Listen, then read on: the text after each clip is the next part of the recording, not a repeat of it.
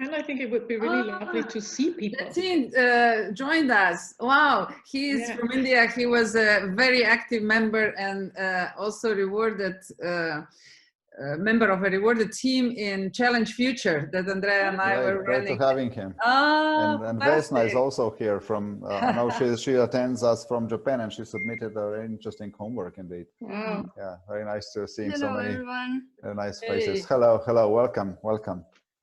Vesna, wow. Hi there. Super. Good, great, interesting people, fantastic.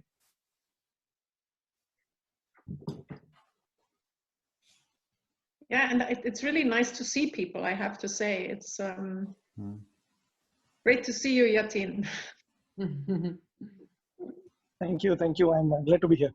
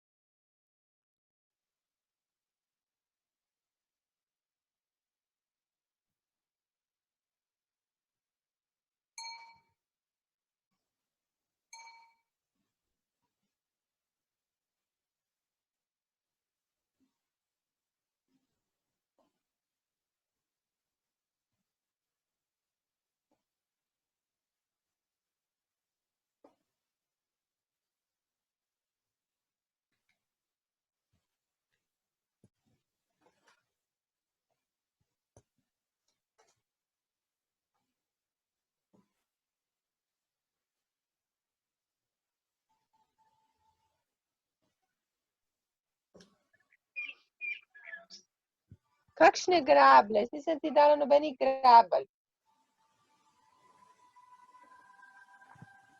Ladies and gentlemen, good afternoon. It's really a pleasure seeing you all coming in to our second of the three-part webinar session on imagining the eco-civilization.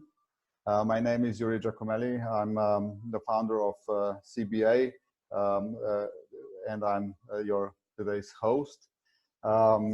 It's really nice seeing such a good turnout. We are actually awaiting over 50 participants to be with us today.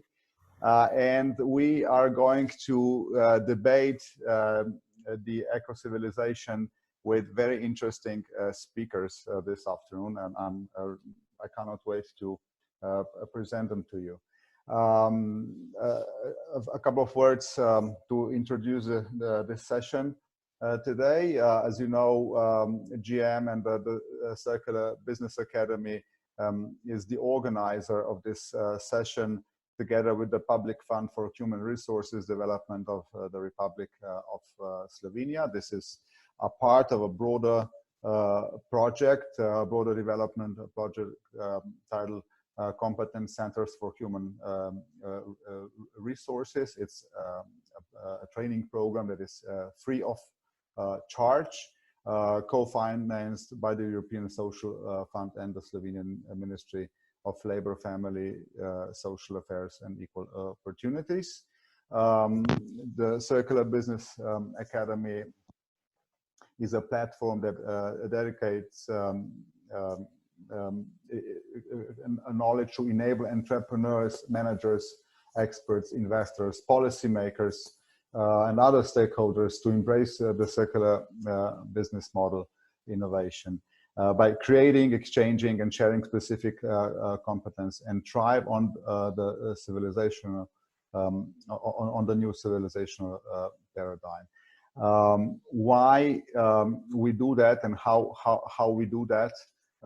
We basically help all these people in three ways.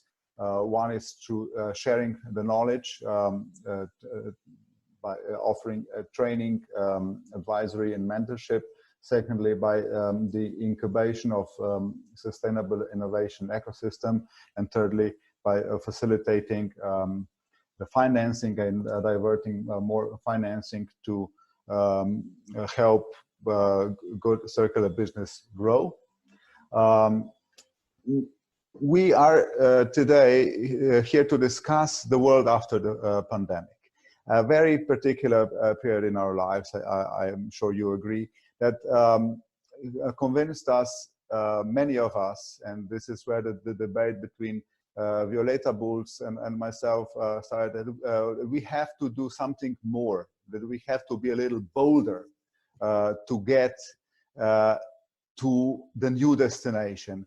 And while we are aware that individuals, families, professionals, we are very motivated and at the same time quite pressed by the social change, by the need to get into a more sustainable situation as societies, as communities, as families or individuals. We perhaps spend too little energy and dedication to the understanding of where we are going. What is our desired destination? What is our really our common goal? Are we really okay with it? Do we really know altogether? Can we really imagine where this train is taking us? So by setting up this room to imagining the eco-civilization, we really wanted to facilitate this process and get offer the space to everyone among us to share our views of how we imagine where and how this final destination should look like. So it's an exercise in imagination that has a very practical outcomes. First of all, imagining our goal help us getting closer to it. It actually facilitates. It's easier to get there. Secondly, it's quite a complex journey. It's a journey across a landscape of paradigm change. It depends on many factors whether we'll get there or not. And there are many paths that take us there. It's not just one solution. It's not very elementary. There are many paths that could take us there. And there's also more than one pitfall. And by discussing where we are going, we can prevent the societies and the individuals to fall into the entrapments, and to make sure that our scenarios of the future development are smoother, more productive, and that can actually make more people get to a more balanced and happy life. The outcome of this imagination exercise are really the desired scenarios. We would like to enable participants to the design of scenarios and to use the use of scenarios, and would like to do it in the following way. First of all, we are exposing critical choices on this journey. We highlight the societal challenges from different aspects. We line them along this interesting itinerary, and we define the factors that influence the critical choices and imagine what impact they may have, how they interrelate among each other. And then we try to develop a story that we really believe in. As you know, in the first session, I invited you to share your thoughts with us in a form of a short essay at around 3,000 characters, or indicate 2 articles and explain why they should help us understand the future scenarios. Many of you have submitted your homework already, and I thank you very much for that. I really enjoyed reading your contributions, and in the next days we will come back to all of you with some suggestions about how to improve your contributions and how to publish them, how to make them how to bring them into the final form and publish them on CBA conversations page. There are more specific instructions. I will leave this with you today. You will receive an email with all the materials that will be used during this session today, so you don't need to worry about these details, and I will appreciate if you submit your final homework by the next time. It's in a week time that we are going to meet again. This is our second session, our second part, dedicated to the designing of societies going circular. We are making a more direct link today between the eco-civilization as a broad concept that will be thoroughly introduced by Violeta Bulc. We know Violeta as a former EU Commissioner for Transport.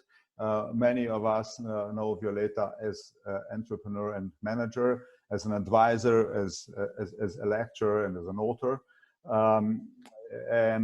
Violeta will hold thorough description of a concept. So we will really understand the components of what a civilization means and what how the eco-civilization distinguishes from where we are today. Then we are going to engage with two other very interesting speakers, both members of the CBA faculty. Christiaan Kraaijenhagen will follow.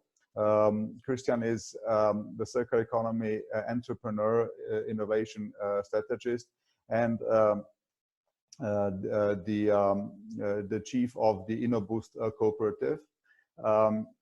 Karin Heim holds several titles. I can also say that she is an entrepreneur and an advisor, an expert in communication. She is also the academic program director of sustainability and responsible management at the University of Applied Sciences for banking and finance in Vienna. The next time we will discuss about the geopolitical aspects of the eco-civilization, and this is not going to be all. I'll tell you that later on. As you know, the most important house rule is to be active, to participate, to raise your hand and speak up. And this time we allowed you to use screens to show up and not to be shy. And at any time you can switch on your mic and ask a question. We would really like to see you being as active as possible. Of course, please respect that if everybody has the mics on, it could also be it could also interfere with the speaker. Once again, we are expecting your homework by the next week.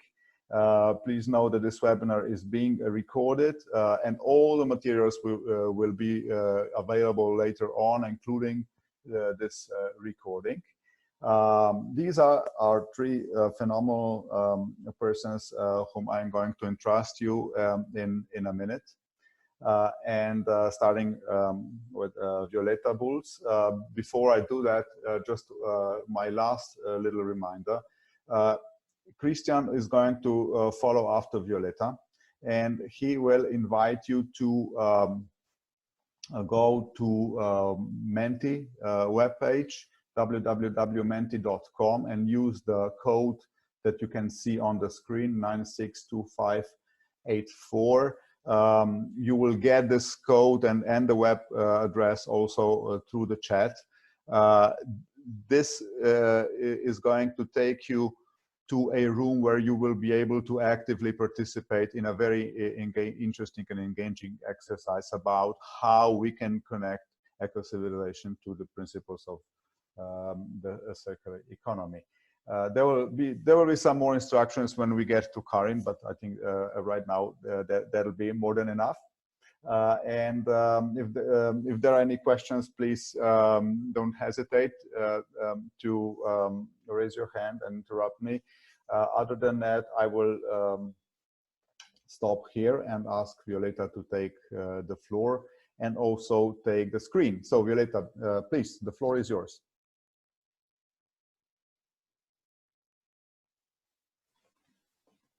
There you go.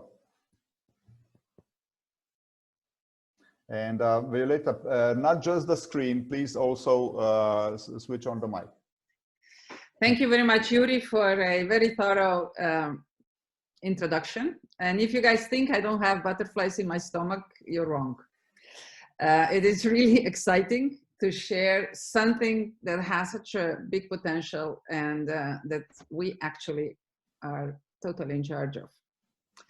So I do hope that more and more will join to co-develop something that nobody can do it by itself. And I will today take a bit more time to explain the foundations, where this idea emerged from, and what do we understand today that could potentially be the destination, the next destination that we are walking towards to. But make sure that you challenge everything I say. So let me share the screen with you and start my introduction. So first of all, I'd like to share with you some fundamental definitions. There are two words in eco-civilization, and that two words that have a special meaning. So one is evolution, and if we check the definition, and I really like the Wikipedia definition, so I just took them on board. It says that evolution is the change in inherited characteristics of biological population over successive generation. Evolutionary process give rise to the diversity at every level of biological organization, including species, individual organisms, and molecular such as DNA and proteins. So think about it. And the second element, which is equally important, is what is really the civilization? So the definition says that civilization is a society with a high level of cultural and technological development. And specifically a society that has an agriculture and a city or territorial state. So my invitation, of course, is think about it. I'm not going to go deeply now into the discussion, is this right or wrong, but I will certainly invite you to put some thoughts into it, put in the comment line your comments, or maybe just take it on board and reply to it later on, either in your daily life or get back to us and explore this with us further. So my claim is that eco-civilization is much more than just a hope, more than just a dream, and it has to do with more than just you and I. And I would dare to challenge everyone that could potentially be a ticket for our existence. So what do we say about it today?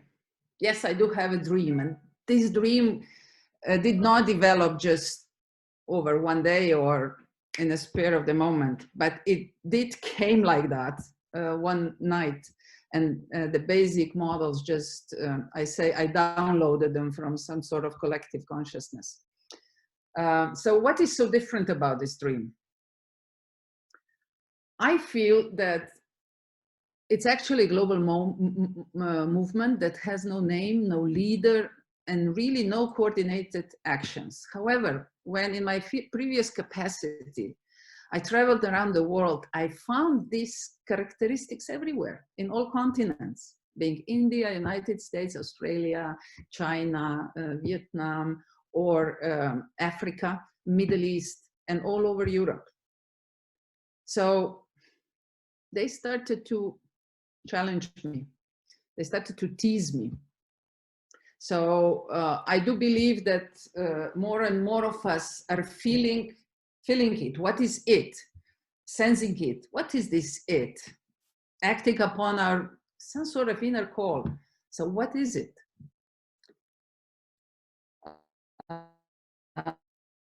I believe that there is the whole conditions in which we live today, that we somehow are reaching the end of the system that we kept pushing, keeps breaking and bringing more woes and troubles than benefits. Even though I would claim that our lives have been improving up to date, I do not want to go back and live in any of the previous centuries. But today I feel called upon actively engaging in the creation of the 21st and 22nd century. So I think it's time to start living slightly differently, to be more connected to the living world around us, to be in balance with the planet, with the universe, with ourselves, and of course, our fellow humans. So that's the journey I'm inviting you on. And that's the journey I'd like to explore a little bit further with you. As I said before, this idea did not just come up in a second. I started to pay attention to some very good articles on social transformation, on civilizational paradigms, on the changing elements of our consciousness, maybe 15, 20 years ago. And this is one of the models that captured my attention. I'm not going to go into details, but it already talks about individual, collective, organizational, social, and planetary consciousness, but also the global universal consciousness. So that's where I could probably find the foundation of the thoughts that later on really manifested while I was working with this group of incredible people for about a year, preparing the Global System Science Society conference in Vietnam, where we decided to call it Ecocivilisation for a Thrivable Planet. It was a completely out of the blue, very challenging topic. And it really took us a year to prepare the foundations, to really try to understand what civilizational paradigm could potentially be and what are the triggering factors that lead us into understanding it as a new momentum and possibly call it a new civilization. So the conference was very successful. It was quite a triumph. However, interesting enough, we all then kind of went our own ways and took a piece of that message with us. And I entered politics, and 5 years of this extensive political life, I constantly kept coming back to this topic. Also being inspired by my experience as a consultant. And during those 14 years, together with my colleagues, I was able to develop some sort of model that showed that there is more than just the stock exchange hype or really the intensive capital investments that drive the sustainable development. And this is the model that evolved out of it, and with many sub-models of this one, we help many organizations to come back on track, become very successful, and somehow develop the foundation that was sustainable. And all these elements kind of kept at the back of my head also in the last couple of years, especially the one that was also very useful for me and for the group of people I worked with, and some of you are today with us here today, as I saw, that we focused on relationships. To be honest with you, whenever I had a customer, I never checked their financial condition. I never checked really the figures. I was always focusing on their relationships, the content of their relationships, the strength, the characteristics. And that's how they were able to strengthen their business, focus it, and really make it successful on a long term. So that is another element that kept coming back to me also when I was in the capacity of a commissioner.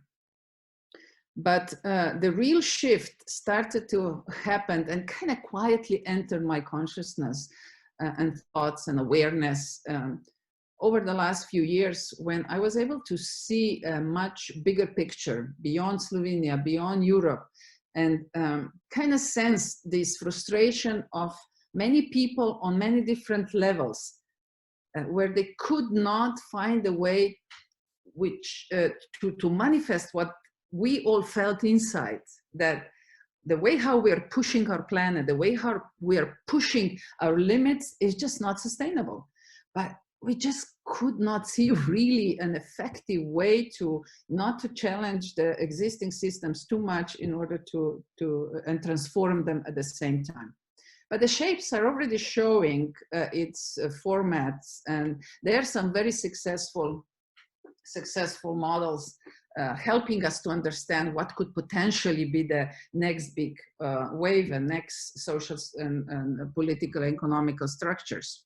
Or I would rather say, how could we, human beings, planet, our consciousness cooperate better in order to ensure that the humans and other beings can really develop at its full potentials. So I feel that this time civilizational paradigm will not happen and will not emerge from a continent like it was in the past, but it will emerge from the global consciousness and encourage everyone, and not only technology, but every individual, every structure, system to reinvent itself. So with that in mind, I feel that new civilizational paradigm has a very clear mission. Firstly, to create planet Earth as an ecozone of the entire universe. Yes, I do believe that we are the only one of this kind. There might be other conscious beings somewhere out there, but there is only one planet Earth, and there is only one human population. The way how we are and the way how we relate to each other and to the world. And secondly, I do believe that we are destined to populate the universe. So yes, that's why we're pushing this technological development so strongly. However, at the same time, I'm inviting everyone who is in charge because of technological development, please make sure that we develop it in a responsible and sustainable manner, that it is developed as a tool. I have an interesting discussion with someone on my social media who says that robots should lead and should use humans for the tasks that they don't know how to do. So it's quite possible that we're going to reach at one point some sort of society that will be based on that. But I do believe that humans are such a beautiful and incredible creatures, and we are trying to squeeze us into the robot or technology thinking, which we can deliver so much more with our complexity and our awareness and consciousness. So here I'm inviting you all to put some thoughts into it, and let's see how we can create conditions that humans can be really these beautiful, incredibly holistic beings. So that's why part of my dream is that we will lead eco-civilization to a much deeper understanding of how we are all connected and how we are all part of a common shared space, that we will develop our awareness in a much more holistic way to show that we are actually, and to understand that we are actually part of the same shared consciousness. And that we will be holistic enough to also develop structures and systems within which we organize ourselves in a forum of distributed networks, open, inclusive, that really everyone can then manifest its full potentials. And of course, to make sure that we are a committed, relationship-based society with collaboration at its heart, where really the only principle is that this collaboration never ends, so that we are constantly reinventing ourselves in order to not to break this collaboration and not to break this constant involvement. because if I'm very brutal, we've done this so often in the past with wars, with crimes, with really trying to separate us by different groups, or any other reason. Today is the color of the skin, tomorrow will be the color of the eyes, the day after will be the type of haircut that you wear. You know, you can be very creative if you want to discriminate. So this holistic approach can really eliminate the need for such a discriminations and such a perception of the society. So if I say that this will be a different one, I'm not saying that all the elements will be different, but imagine that instead of worrying about the stock exchange, we say, no, the most important thing in the society are beings, being human, plants, animals, even viruses and bacteria. And we say, we focus on beings, and then we will find a way how to educate them, how to train them, how to develop science, and if you want, art to allow these beings to flourish to the full potential. And the same applies to land. You know, what if land is in focus, not in industrial need, but the land, and we ask which industry can help in ensuring that we have a sustainable development, that we have a circular economy approach in order to give the land a chance to, on one hand, help us to live, and on the other hand, is capable of sustainable development on its own. And of course, society. Why don't we put on the top of country, for example, government organization, beings, land, and society? I mean, aren't we really, isn't that an essence of our awareness and the central point of and meaning of our life is us together with other beings, is land on which we live, and society around which we organize. And then, of course, the consciousness that accumulates all our knowledge, all our experiences, and creates a cross-civilizational connectivity and connection through, based on which we can all really benefit and learn from the good and bad practices, what to do and what not to do in the future. And the fifth element of such a civilization that I invite you all to think of putting into a focus are relationships. Relationships within each of these entities and relationship between these entities. And this is where we can then find economical models and education and industry and any other subject around which we can engage and improve our lives and improve the existence of other four basic entities. Are you still with me, or have you switched off already? Thanks.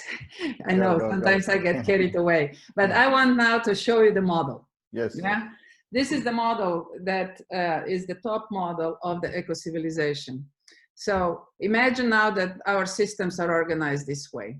The 5 major entities, with one of them being the connector among the other 4. And Earth as an ecozone, population of the universe as 2 missions, and infinite collaboration as the way how we engage, relationship-based society, which we already described, and of course, network structures that allow anyone to join or to live based on her or his beliefs or interests. So each of these entities has its own unique path of evolution, which has never been acknowledged in the latest societies. Their own behavior, purpose, and dreams. And I've seen it with organizations. Every organization had its own behavior, purpose, and dream. It had, like, there was in the hallways and offices, there was a spirit that you could sense, a historical spirit of people, you know, who never, who worked there and have not been present at the time of the engagement, but they left the trace, and all that applies to all these basic entities as well. But at the same time, they are all very deeply related through their relationships with its properties, its projects and content. So just to show you a little glimpse of another layer, of course, each of these elements has many more dimensions, and we can keep zooming in, and that's exactly what we will be doing in the future. But let's take an example of a society where we believe that I believe, and I'm inviting you into critical thinking now, that society is based on shared rules, shared vision, shared megatrends, shared infrastructure, and shared values. And that the essence of a society is collaboration. While with beings, and here I'm taking Sonia Klopczy's model on board, where the essence of beings is purpose, and we have many different dimensions, among which I would mention Ep, Oikos, Aroha, Ubuntu in Ikigai, which Sonia puts nicely into her model. However, there is a strong message that comes from this space, country, if you want, which says Oshtiere, which is a really old saying, but it says so much. It says, stay young, strong, and healthy. And it's a message old more than 5,000 years, but it is so powerful because it tells that nobody is aging, really, not in spirit. It is all about how much we want to engage and how much we want to contribute. And the same applies then to other elements. I'm not going to go into details, but I just wanted to show you that it's not just 1 minute sketch, but there is much more into the modeling, and I hope we'll have an opportunity to go through that later on in some other sessions. Before I finish, I'd like to invite you into considering your engagement over some of the classical concepts that we meet in our society, and I believe they will be shifting in its character, structure, and also purpose. And these are, for example, from ego, which was needed. Let's not deny the need of human being to meet her or his own ego, but it's now invited to go into more transformational process, which can integrate this very strong individual awareness with the collective and move from ego to eco, which means awareness of the planet, of the society, and with the same attitude that we take care of ourselves, we are now able to take care of others and the environment we live in. From breaking down and by bits and pieces, which technology so often does, especially with us humans, like technology supported medicine does exactly that. It fractures us in thousands little pieces, and at the end they miss the essence of life, because that's not the purpose. The purpose is integration, and that's where you can see a new value. And I'm inviting you that we move on from this need of breaking down and understanding pieces into bringing things back to the wholeness, and really do the breakthrough in our thinking in that respect. Of course, competition at one point you can, if you really try hard, even justify it. But when you really put some serious thoughts into it, you see that it led to a destruction of our most profound values, which is collaboration, which is solidarity, which is trying together and helping each other, that somebody gets the solution, because we all are confident that whenever solution is developed, everybody will be able to learn about it. So everybody participates in the process. So when you are in competitive mood, you always compare yourself with somebody else, but you are not somebody else.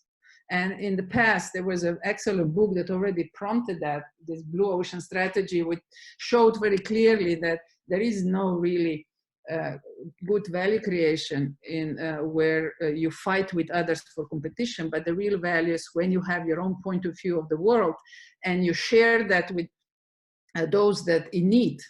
And the world is so diversified that we all can find our own points of view and coexist with others then in the society. And I'm not going to go into every one of them, but I hope you sense the essence of transformation that is related to eco-civilization. For example, for crematism to care, I need to mention that because it's so obvious today. Have you ever asked yourself, where is all this money all of a sudden coming from during the COVID crisis? You know, and before we couldn't get 1 billion euros for additional investments in social infrastructure. So obviously there are entities that just keep piling up value that others have created. Yeah, so is that really the solution? And I'm not talking about communism, you know, because it's so easy to dismiss something that profoundly new is emerging. It's about taking responsibility and share the value that was created together. So instead of crematism, which is an old Greek expression for piling up the value, let's move to care. Let's care about issues that are evolving. Let's care about each other. And we will see that we will find satisfaction that is by far bigger than through crematism. And you could see there are more and more of these relationships that need to be challenged and that are worth putting some serious thoughts into it. And as I said, I hope some of them we will discuss further in the past. I want to zoom even further into one of the entities, and most oftenly I get questions: where is economical model? Where is culture? Where is tourism? Where is education? Well, all these are content properties of relationships that I already described before.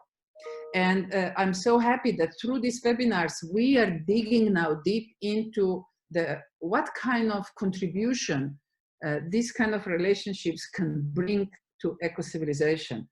And we already had, as Yuri mentioned, one seminar where with my dear colleague Anne Berner, we really dig deeply into the potential role of technology. And I'd just like to share with you a few of the most profound thoughts, and I would rather say open questions that we were able to identify, and we will continue to discuss them in fall when we continue with these webinars. First message is that the immense amount of data being created every day by the common use of digital devices and software by millions of citizens around the world are part of our society today. So the abundance of data, but creates many questions, and let's not overlook them.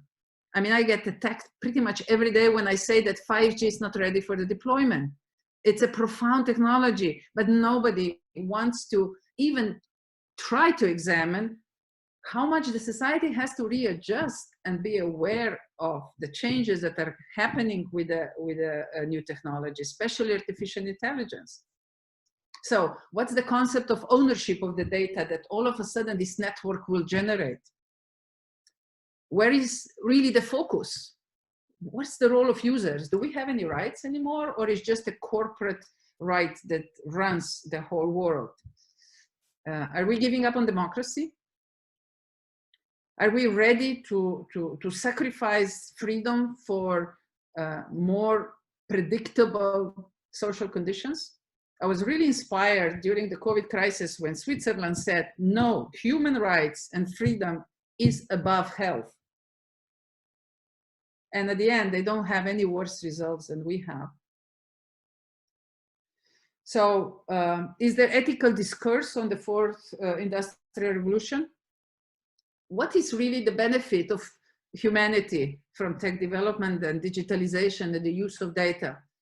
Don't you think this is the question we should ask ourselves first, and then judge if we're going to take a certain row or path based on the benefits this society has, or are we going to allow that some individuals who might even not be very conscious decide about our lives and our way of living. And what is really the balance between risk and opportunity? So these are the questions I'm inviting you to put some thoughts into it, and let's discuss them. And they are not a threat to the development. It is just which path we're going to take.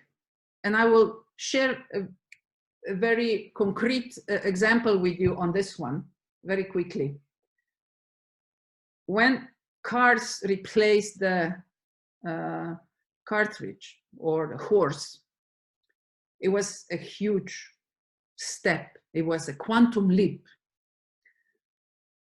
And at that time, the industry put freedom of movement as the essence of the personal car sector development, not safety.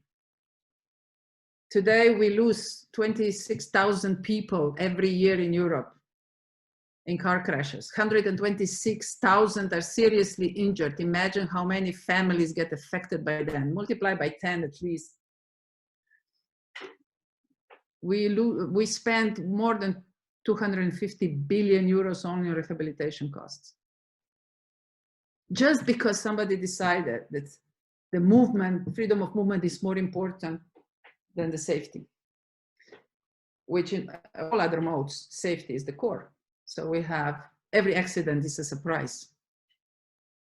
So that's where these fundamental thoughts are coming from. And I'm inviting you, and I hope we can explore them further together. And today we're discussing also an extremely important topic, and circular economy is one of the relationships. It's one iteration, one element of the entity relationship, which has extremely important impact on being, society, and land, and how we interrelate with each other, within and among each other. And of course, one can argue that all that will have an impact on consciousness as well. So we had several discussions already on the topic of circular economy, and I'm not an expert on that, so, but I am a true believer. So from a political point of view, I put a couple of elements that I believe as a politician, they need to be addressed. But I'm not going to go into that. You can take a look at this model later on and use it along with exceptional lecture that we will still hear today. For today, all I wanted to do is really give you some insights into the eco-civilization concept, and of course, invite you to stay open, because it is here. It is emerging. And as I say, the drums are calling. So let's open up, let's awaken our senses and memories, and let's free our inner truth, the capacity to learn, and just dare to go beyond. You know, somebody has to, it might as well be us. Thank you, Yuri. Thank you, Violeta, and thank you everybody for your attention. I think this was really the landscape. This was really like a 20-minute voyage across the landscape of our future planet, which we all hope is going to be the same planet. But I think we traveled together, and we traveled a long way, and there's no need to re-emphasize anymore that the transformation that we are calling for is not unidimensional, is not simple. Many times when I touch upon the challenges, the systemic challenges even related to the circular transition, I am disappointed when we narrow it down to simply, you know, technical aspects of how we manage resources. Mm. I fully agree that it's about resources, but I don't like the term resource efficiency, because it ignores so much more.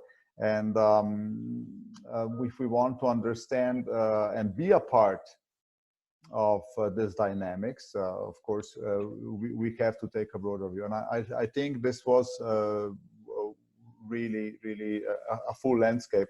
And now we can go on, and we can define, as we promised at the beginning, we can define the stages, we can define the stops on our journey, we can think of what influences our journey, or the risks, the factors, and we can play around with that. As we said, today our ambition is to put the circular economy in the picture, and to understand how we can, I mean, what is the role of the circular economy in all this, right?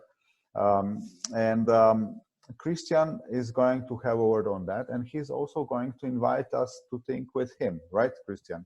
Yes, indeed. So at this stage, I'm passing on to you. Please, Christiaan, the word is yours. Hello, everybody. I hope you're all healthy and safe, of course, you and your families. Thank you very much, Yuri, to invite me for this. And Violeta, to share this dream, because I'm with you. I'm totally with you. I translate, I would like to a little bit dive deep on what we call the circular economy.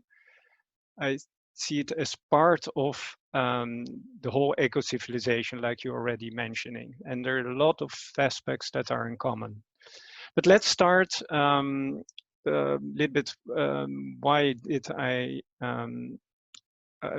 do I think that the circular economy and eco-civilization is important? First of all, my purpose, a little bit big, but I would like, of course, I will make it smaller, is to aim leaving people and planet better than we found them. And that's quite a big ambition. But I'm still positive, even I'm already working for over 10 years on the circular economy aspects, and I've learned a lot, and I've also failed a few times, and I still see people question, why is this all necessary? And during our, let's say, COVID called crisis, I talked with a lot of people, and they're also reflecting on what's their role, what do they want to achieve. We have now, through this crisis, also a little bit more time, although some people have more time. And they reflect and say, okay, what can I do about this? And it's so big, like the eco-civilization is so big, circular economy, they're all so big, but what can I actually do? And we are a cooperation of innovation professionals and entrepreneurs that working with both startups, scale-ups, but also larger corporates globally, in the, let's say, transition or in the journey towards, let's say, a better world. And what we are trying, because very often they say, it's very nice what you're saying, but is this not too much tree hugging? We're in a business, we have to make money.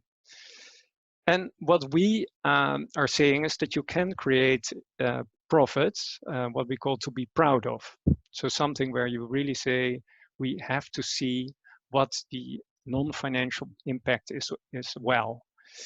Let's start with what we call the circular economy. So what does that mean? And I would like to highlight, and I'm glad that Yuri also mentions, it's not about resource efficiency, it's not about recycling. No, it's about creating value together. So let's say, call it in an economy where where stakeholders, and with stakeholders, I mean people in different roles in the organization, outside the organization, that should maximize the value of the products and materials, and minimize or even avoid the depletion of let's say, natural resources in order to create a positive societal. So I really want to focus here on society as well, like Violeta mentioned, and the environmental impact. So this is how I see it. I've also highlighted the word collaboration, because in these concepts, I've also learned over the past years of working companies, we cannot do this alone. We have to collaborate. We have to find relations and between people, between organizations.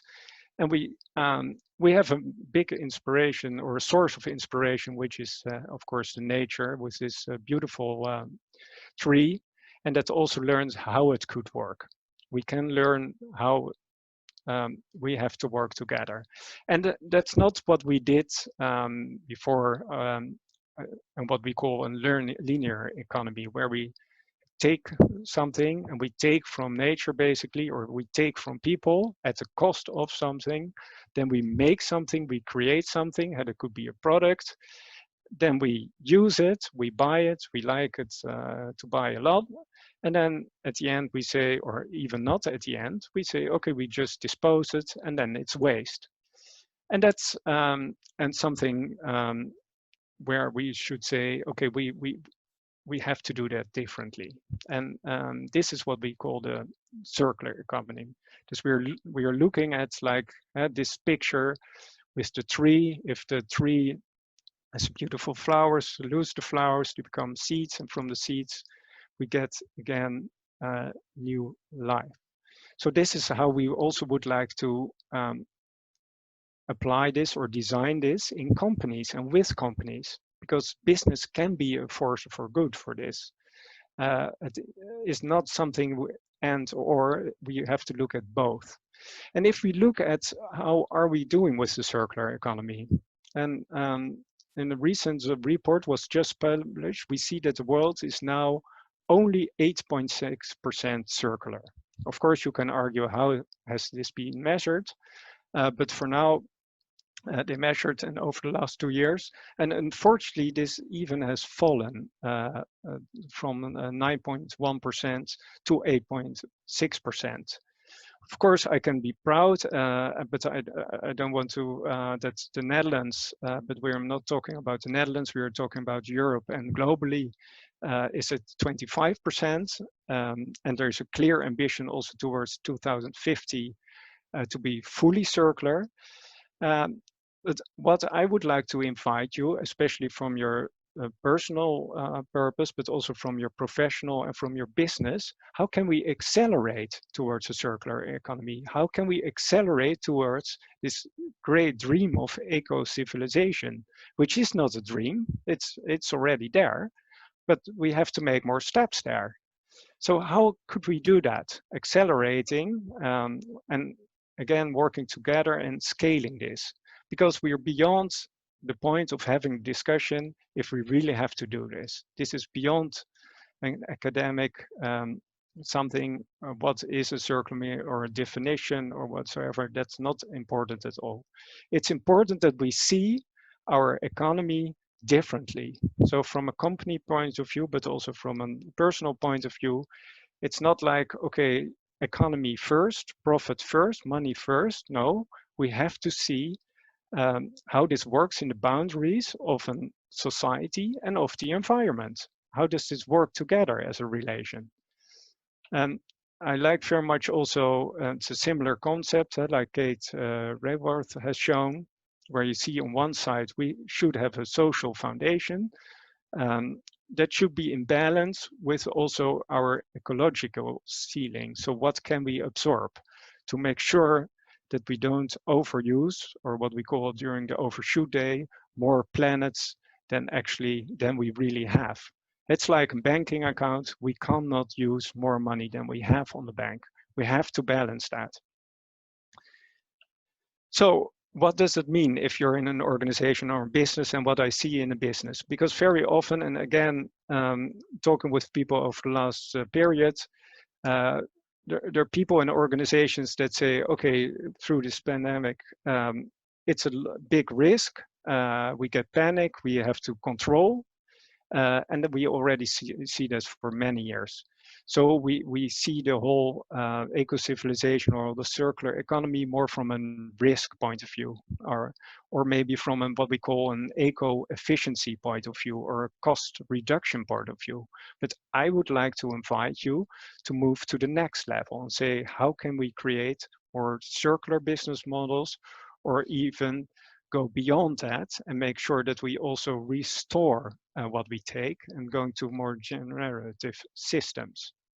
So it can be done, and it has already proven. There's a lot of business out there, and of course everybody knows the calculations about 1.8 trillion in 2030. We already have a lot of concrete cases over the last 10 years. We see a lot of experiments, small experiments, startups already doing this, but also the scale-ups and corporates that making steps. For example, big corporates like IKEA, there are already 120 pilots that has been done on this concept. Same for Royal Philips or other companies like that. But the question is, how can we make the next step together? And do we also believe that business can be force for good? And to help the businesses, and not only the businesses, it's important that we stick to the Sustainable Development Goals, the 17 goals, and that we also look, if we run a business, what will be our impact on one of those goals? And there are enough goals that are relevant. Personally, we help a lot of companies on SDG 12, so really looking at how can we improve responsible consumption. What does it mean for people, consumers, customers, but also in the production? What does it mean for your supply chain? So what could it mean for you? And a lot of those elements that I'm mentioning here was already mentioned by Violeta, but if you look at from a business or an organization perspective, let's move from our cost, risk, efficiency focused, only looking at P&Ls, our shareholders, stock exchange, short term, but let's take the environment or social perspective first, see how can we create value there? How can we create social capital? How can we make sure that we improve the biodiversity? What can we do in the non-financial sense? What can we do on this sustainable development goals I just showed you? And what can we more do on the mid and long term, and not now again in this crisis panic, but also looking beyond that? What does that mean? That also means from our personal point of view, already mentioned as well, from an I and ego, only looking at transactional relations, competing, having fragmented initiatives or regional or one country initiatives. How can we move beyond that to something where we really collaborate, look at equality, diversity, not diversity in organization, but also in teams. Otherwise, we cannot flip the coin and do this transition. How can we have a joint responsibility and think from a system approach or a holistic and integral approach? Think from a community perspective, and already mentioned a global perspective. So that's what I would like to invite you. Same also from, if you look at innovation, where we very often come in with companies, people tend to start internally. What can we improve on a certain product, incremental change, incremental innovation, on a process or something like that? No, I would like to invite you, look outside your company, not only outside to what your customers want or need, but also what do your value chain partners would like to. How can you create literally an ecosystem where you connect and partner, because we don't know everything. And we could connect between organizations and business, but we can also connect between competence centers. That's why I like today, we are with Karin from Vienna, Violeta, and Yuri from different countries. We have different competences, and that works together to accelerate this. And that is also how it works to create business, creating profit, but profit to be proud of. So let's take the next step, and everything I just mentioned here, some points, but look at the right side of this and take that as a starting point as an organization. Of course, there are many steps, and we won't go through today to create a more circular business. Where I would like to start you and invite you for the dialogue, and that's because I learn every time if an organization has to start, you really have to start with yourself. It's about your personal leadership. It's not about a leadership like looking above what's happening centrally or from a government or organizational point or from a CEO level. No, it starts all with you and today. So what I would like to ask you is go to the Mentimeter. If you go to menti.com, you can do this on your device or on your laptop. And please answer these questions. So my first question would be for you to take the first step to get you thinking and also get you doing, of course. That would be the invite and call for action. What would or does the eco-civilization mean for you? I will see if people are in. Let me please just take your time. Yeah. Invite you to go to the chat where there's the code and the website address. It's also here in the screen. It's also on the screen. Yeah.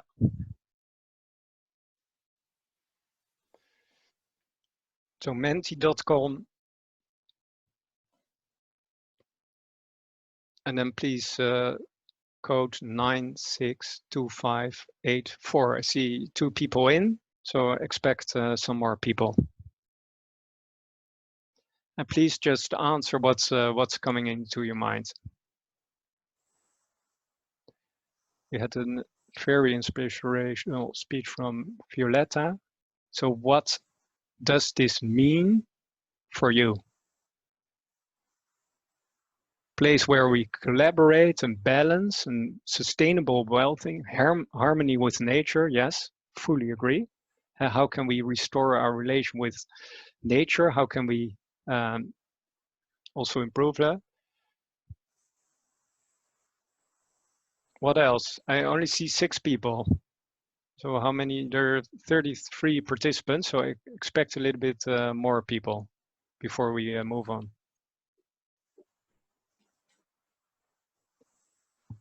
Please, I don't see the chat box now, but if there are problems, yeah, here we are.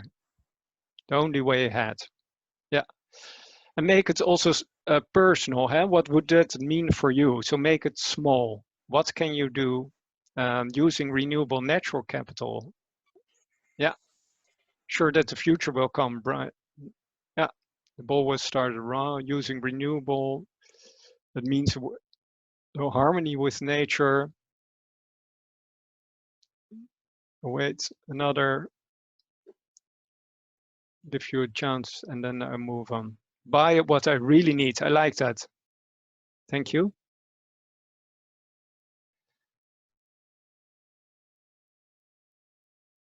Complete, yeah, interaction with other people, yeah.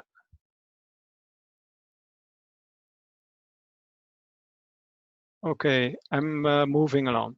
So the question is, and this is after this webinar, we share this model. It's easy for you. But what we learned, if you have this conversation, not only with yourself, but also with the people around you, it helps to make it very concrete. It helps to have this beautiful North Star of an eco-civilization and the circular economy as an trigger or enabler also to as part of that.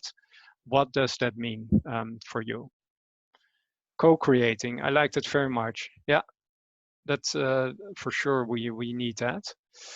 I'm moving on. The next question, what could you do with your family and friends to accelerate the journey towards eco-civilization? And this is the second P, I call it private. So the first one was your personal one. The second P in the 5P model is the private. So what can I do with my family and friends to accelerate towards the eco-civilization? please, everything is good. I cannot see who's answering this, so don't worry. Being nice, yeah, reusing, don't invest time, matter, and other resources, linear, circular instead. Focus on the essential need, being fair, care. Yeah, conversation and debate. Yeah, I think that's very strong. We should have a dialogue. What does it mean? Because it's all personal, and it's also not like that we have to judge. Sometimes I have this. I have nice dialogues on this with not only family and friends, but also in companies.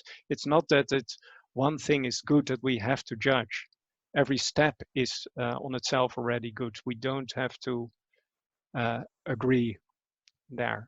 Focus on the essential needs. Yeah. Okay. Being an example. I like that as well. And giving an example in what you're doing personally. So yeah, buy just what we need. Okay, I'm going on. Then the question is now, what would it mean for your professional life to accelerate the journey towards eco-civilization? So this is the third P.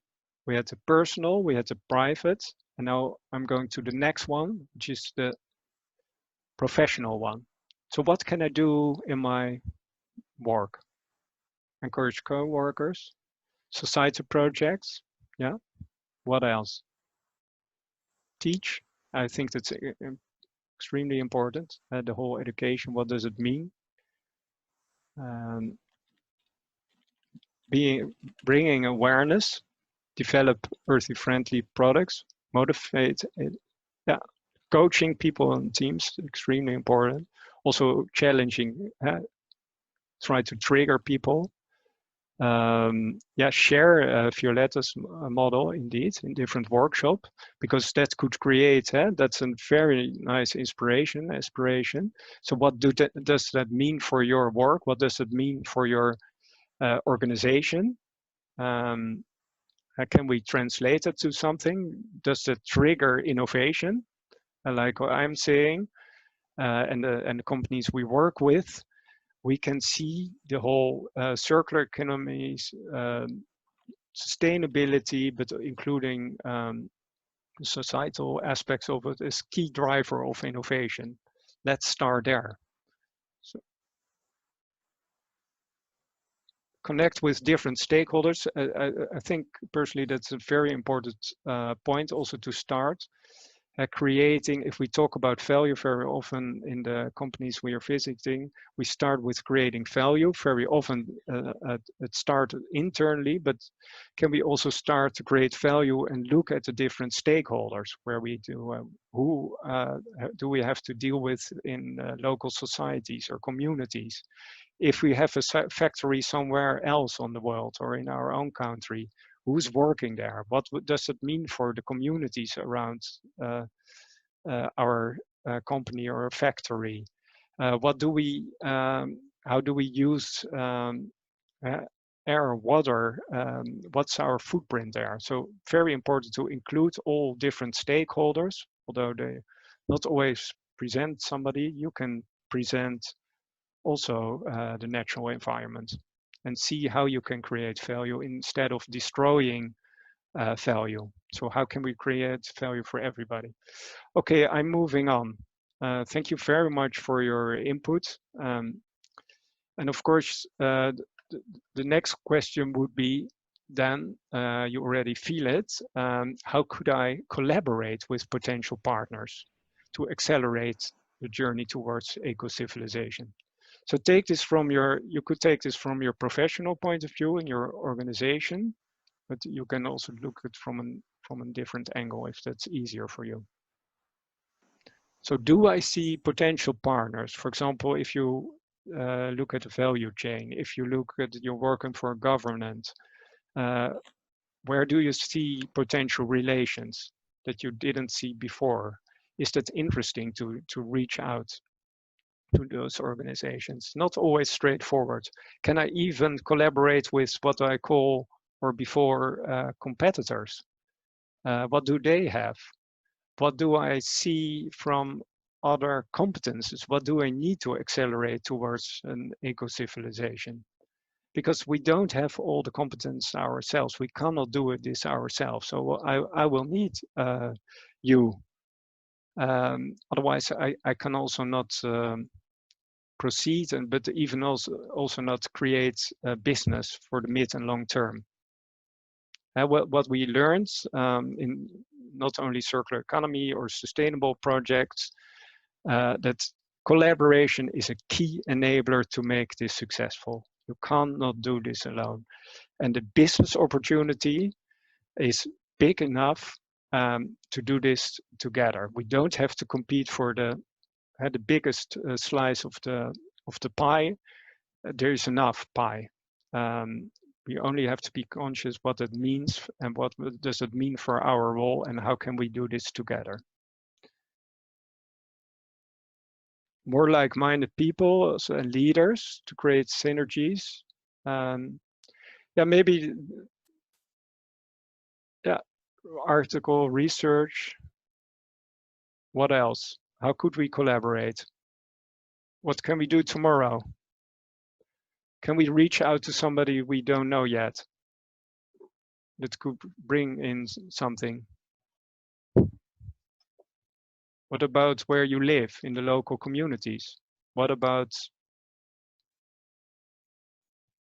other partners? Educational partners? Do I already work with also universities, but also work with schools with different levels? For the circular economy, we need a lot of, it's very labor intense. What does it mean? Do we have all those competences? Or and not only looking from a knowledge point of view, we really need hands and feet and people creating something. What about the cultural side? Have we looked at cultural partners, designers, people that are really good in holistic thinking, that bring new ideas? Okay, we are moving on. Thank you very much for your input. And then the question is, in what ways our societies will be different if we have achieved eco-civilization? So I already said that we made a step because I'm optimist and positive. And if we look at the dream that was just presented, what would that mean? Less wars, yeah, peace. And what else? How would society look like if we really have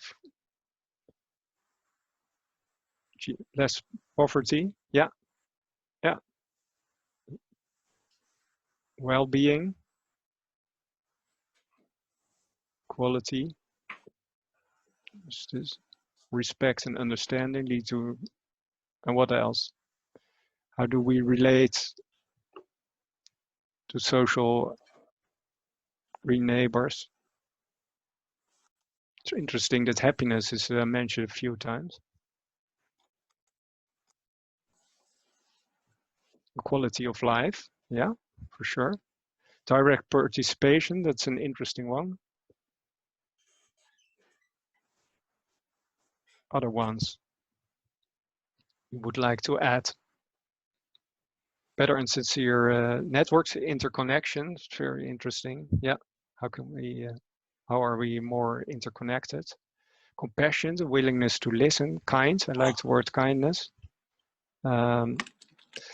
Okay, we're moving on, giving the time as well. So the last question, what would this mean for our planet, the natural environment, if we have achieved eco-civilization? What would it mean for water, air, whole use of land, restoration, biodiversity, our relation with that? How do you see that? What would this mean? Yeah.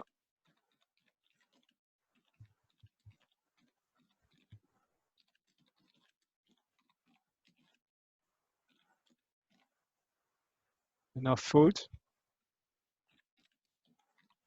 Yeah, slow down use of natural resources. Harmony, portable water, cleaner, natural, richer planet, eco zones, interesting.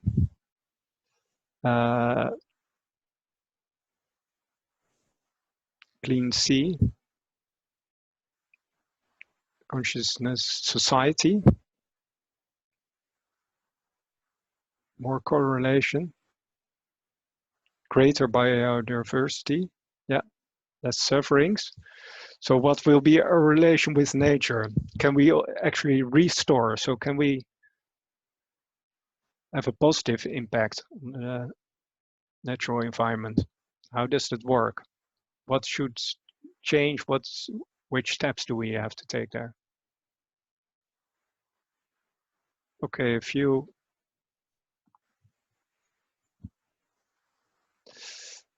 Okay, thank you very much.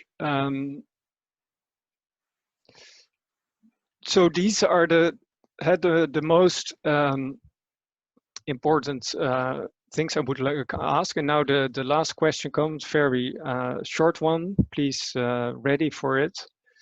What would be the action you're going to take tomorrow? So we have a very big, ambitious goal and a dream, but what's the concrete action I can take tomorrow? So make it tangible and make it in a way that I can call you tomorrow and say, or after tomorrow, it's fine. What can you do to make it very concrete? Because what we learned also in working with organizations, entrepreneurs, making those steps and moving from more in risk and cost to a circular business or sustainable business or a business with a different impact and even going to a more systematic approach, it also requires to make small steps. And we need a big ambition and a big North Star, but on the other hand, we have to make it small again. What can we do tomorrow to make it happen?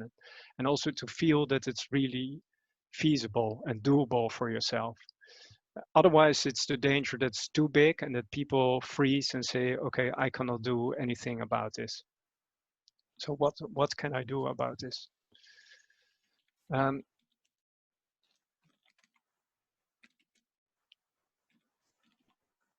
Coaching my clients on the meaning, check option to buying an electric car, share the concept of eco-civilization, take responsibility. Yeah. Okay, please go ahead, but giving the time. So the question is, and please proceed with the, if you have still answers, we will also share everything you just did. So how could we do it and make this happening in your organization or in business to make the first and the next steps in order to innovate for a more, let's say, a circular economy and towards eco-civilization? First of all, determine your North Star, determine what you would like to achieve. Then look back and say, okay, start with your 5 Ps. So where would you like to contribute?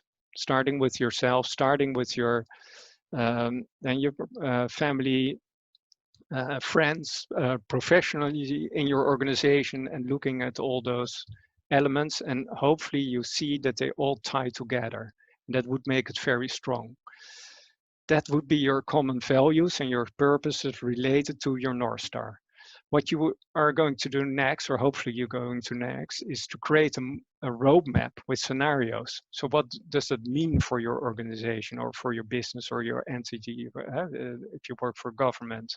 Which steps do I take? And of course, I'm showing different lines. It will be different scenarios. There's always something that's more optimal, that's going well, then we can accelerate. And of course, it's always working a little bit different. So let's plan for that. And then the important step already mentioned for you personally, what can we do tomorrow, but also in your organization, which step can we already take?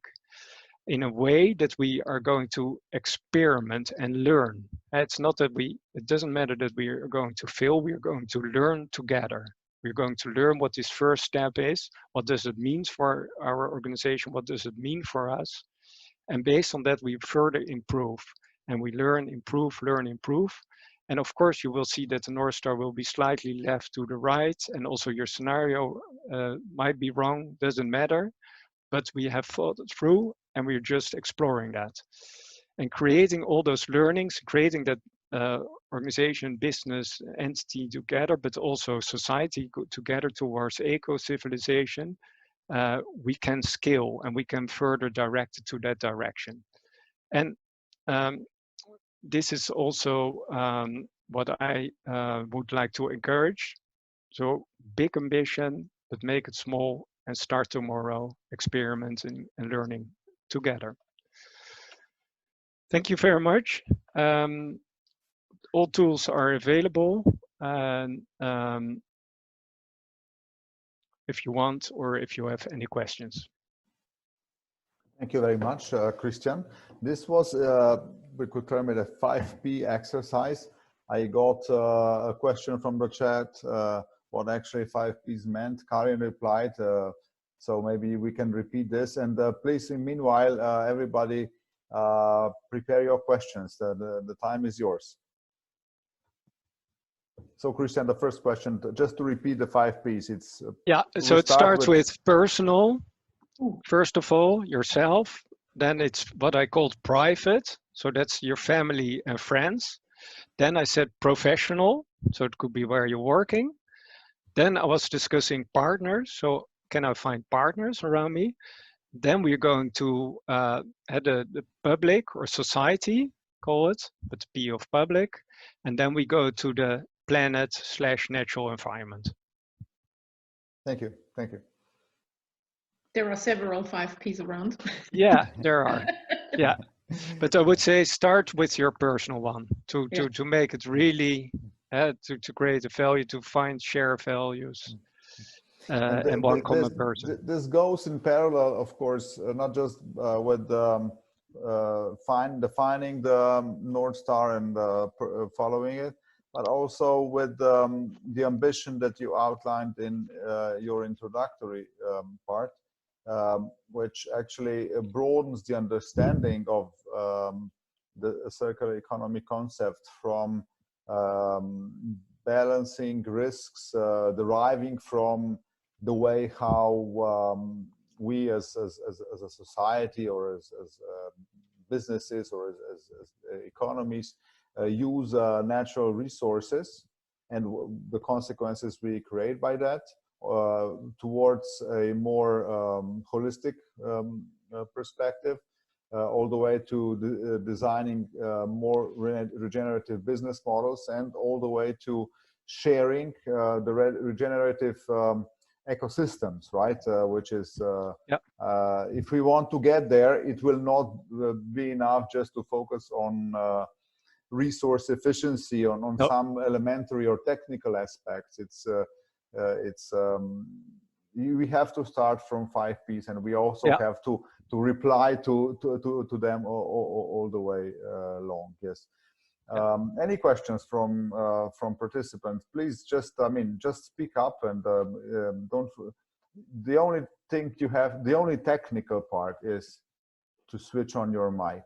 Then the rest is, is up to you. I'm reading here.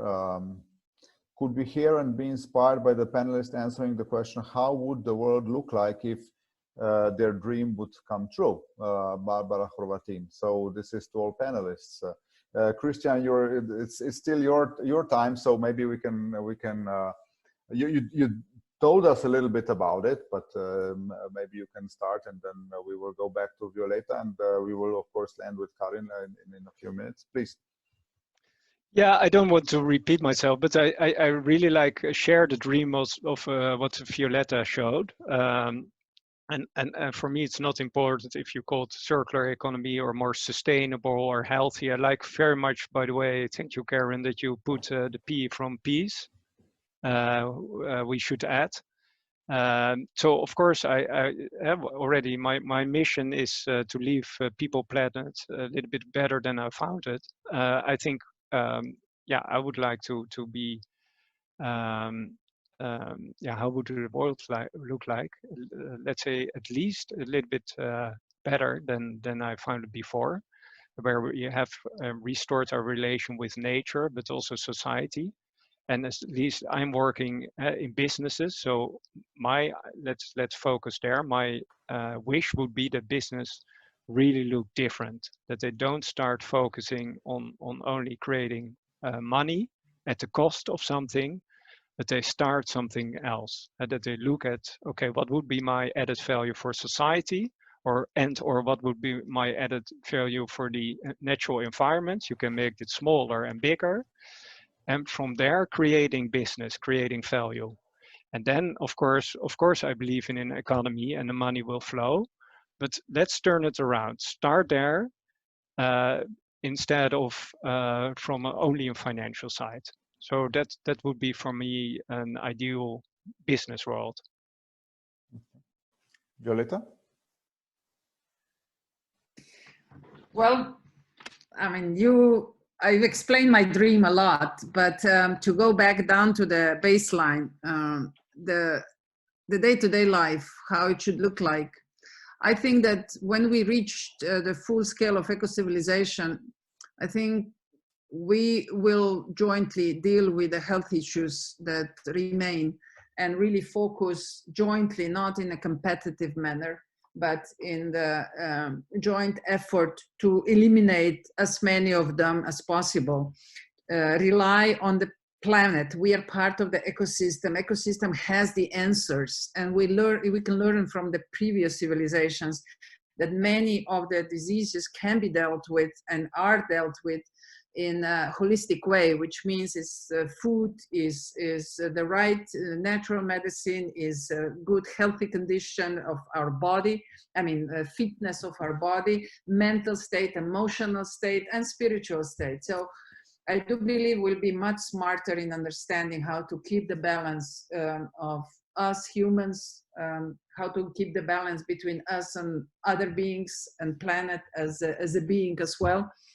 I'm sure that once we reach that, our technical exploration will continue in the universe, but I will do everything I can in order to raise the awareness that the foundation for exploration of the world needs to be sustainable, that it needs to be responsible and related to the values that we're discussing here today.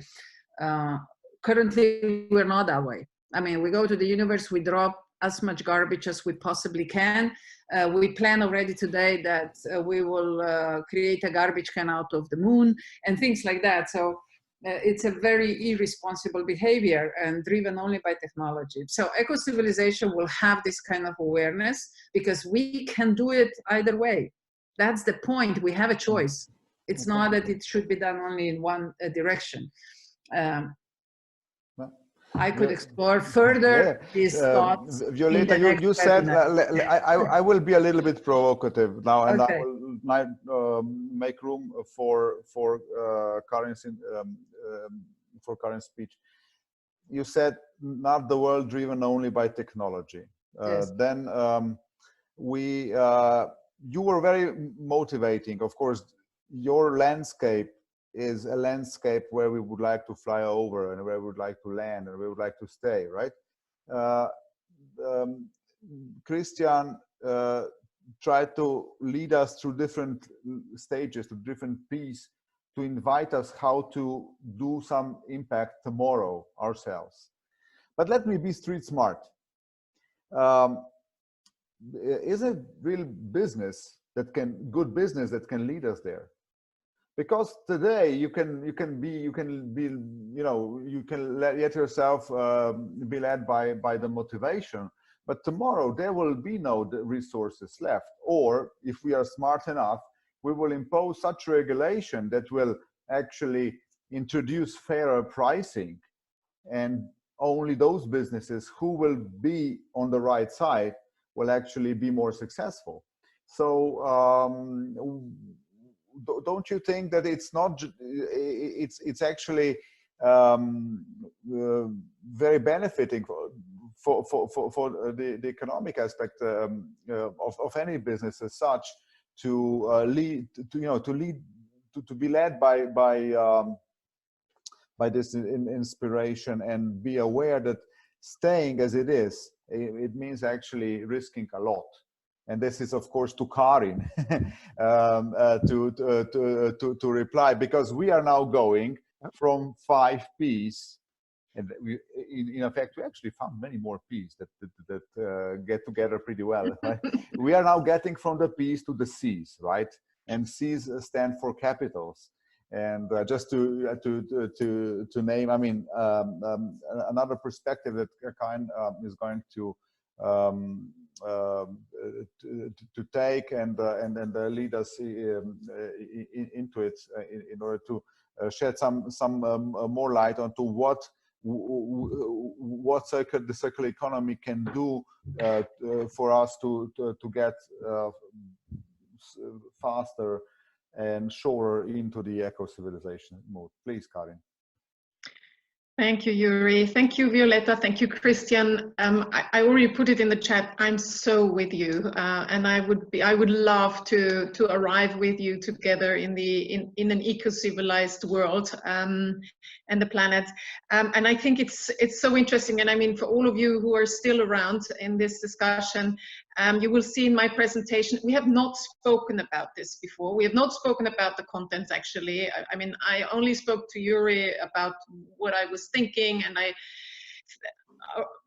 are a little bit aware of the eco-civilization concept of Violeta, and I'm happy that I got introduced to it now more thoroughly and with Christiaan. And it's so interesting to see how much aligned we are. And I think some of you will smile now when you see my presentation, which I'm going to share now with you, because I had to smile a couple of times, because it's actually already proving the point that Violeta made in her presentation, saying that it is around already. It is around already, and whether we are connected or not, it is already there. So let me go into this with you and see what you think about what is there. What I also spoke to Yuri about in the preparation of this was the way. But I'm thinking now, I'm assuming now that we are like-minded people here in this seminar, or in some way aligned, all of us, or at least sort of tackling the same North Star. But I'm working with companies a lot out there who are not aligned at all. So what I have been trying to do is to find a language or to find a narrative that even those who are still thinking about efficiencies, business plans, doing business as usual, infinite growth and all of that, old story, to give them a narrative that they can understand, and so that they will understand what Yuri just called the risk of ignoring the ROI in a different way. So I'd be very curious to hear what you think about this later in the discussion, if this narrative works.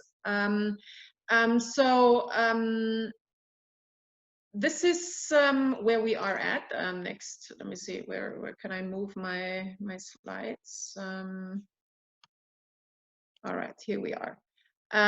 So economy. I did not know Nancy Bocken before, the person Christiaan referred to, but this is a model that I have been using for the past decades of teaching my students, because I think it very well illustrates how environmental and societal changes can have great influence on companies and on economy. Because basically economy thinks the world is circling around business.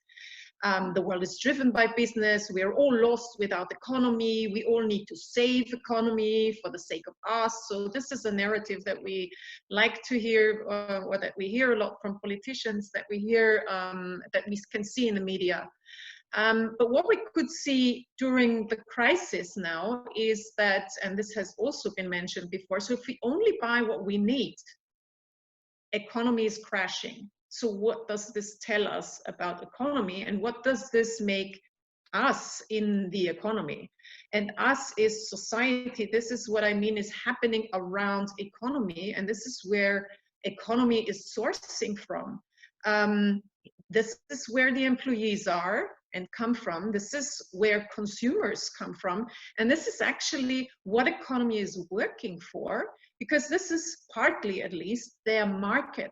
So solutions for society should be marketable, and this is what a lot of businesses actually claim to do.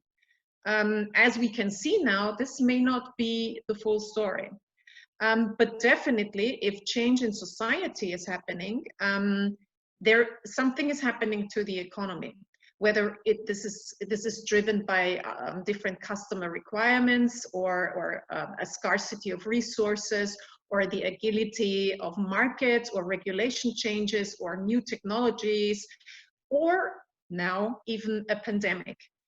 This really affects economy very harshly. And in this extent, I think that the COVID crisis was a really interesting lecture for economy to learn. They are not disconnected. They are very, very much interconnected and interdependent with society, and interestingly, with the environment, because this is actually one of the reasons why we have this pandemic, is because we are coming too close to wildlife. We are restricting and destroying biodiversity and the space for wildlife. We are coming too close to wild animals, and this is how zoonotic viruses can spread to humanity. This is something that has come into the discussion recently, and I think that was not only interesting to see, but very valuable. And I really hope that we will have learnings from this in the future, or for the future. So, is the getting back to normal a good idea? I think normal has failed us, and it's not only me who's thinking this, but if you observe the conversation in social media and even in classic media, you can see that normal was for many not such a good idea, or at least over the time of this normal going on, it had flaws for environment, definitely, but also for several parts of society and in several geographic regions. The European Green Deal has been designed to mobilize at least 1 trillion for sustainable of sustainable investments. And the Green Recovery Plan that has come up now after during COVID crisis is hanging on to many of the topics tackled in the Green Deal. So the Green Deal is not going away, and the interesting part is, as Violeta mentioned, all of a sudden there is a lot of money around, state money. But whose money is state's money? It's actually ours. It's the people's money. It's tax money. So state fundings, our money, should really be spent for the people, because this is where it is coming from. And if we spend it for the people on economy, because yes, economy, to keep the economy in good shape is important, but definitely it should be an economy for the people and not just for some.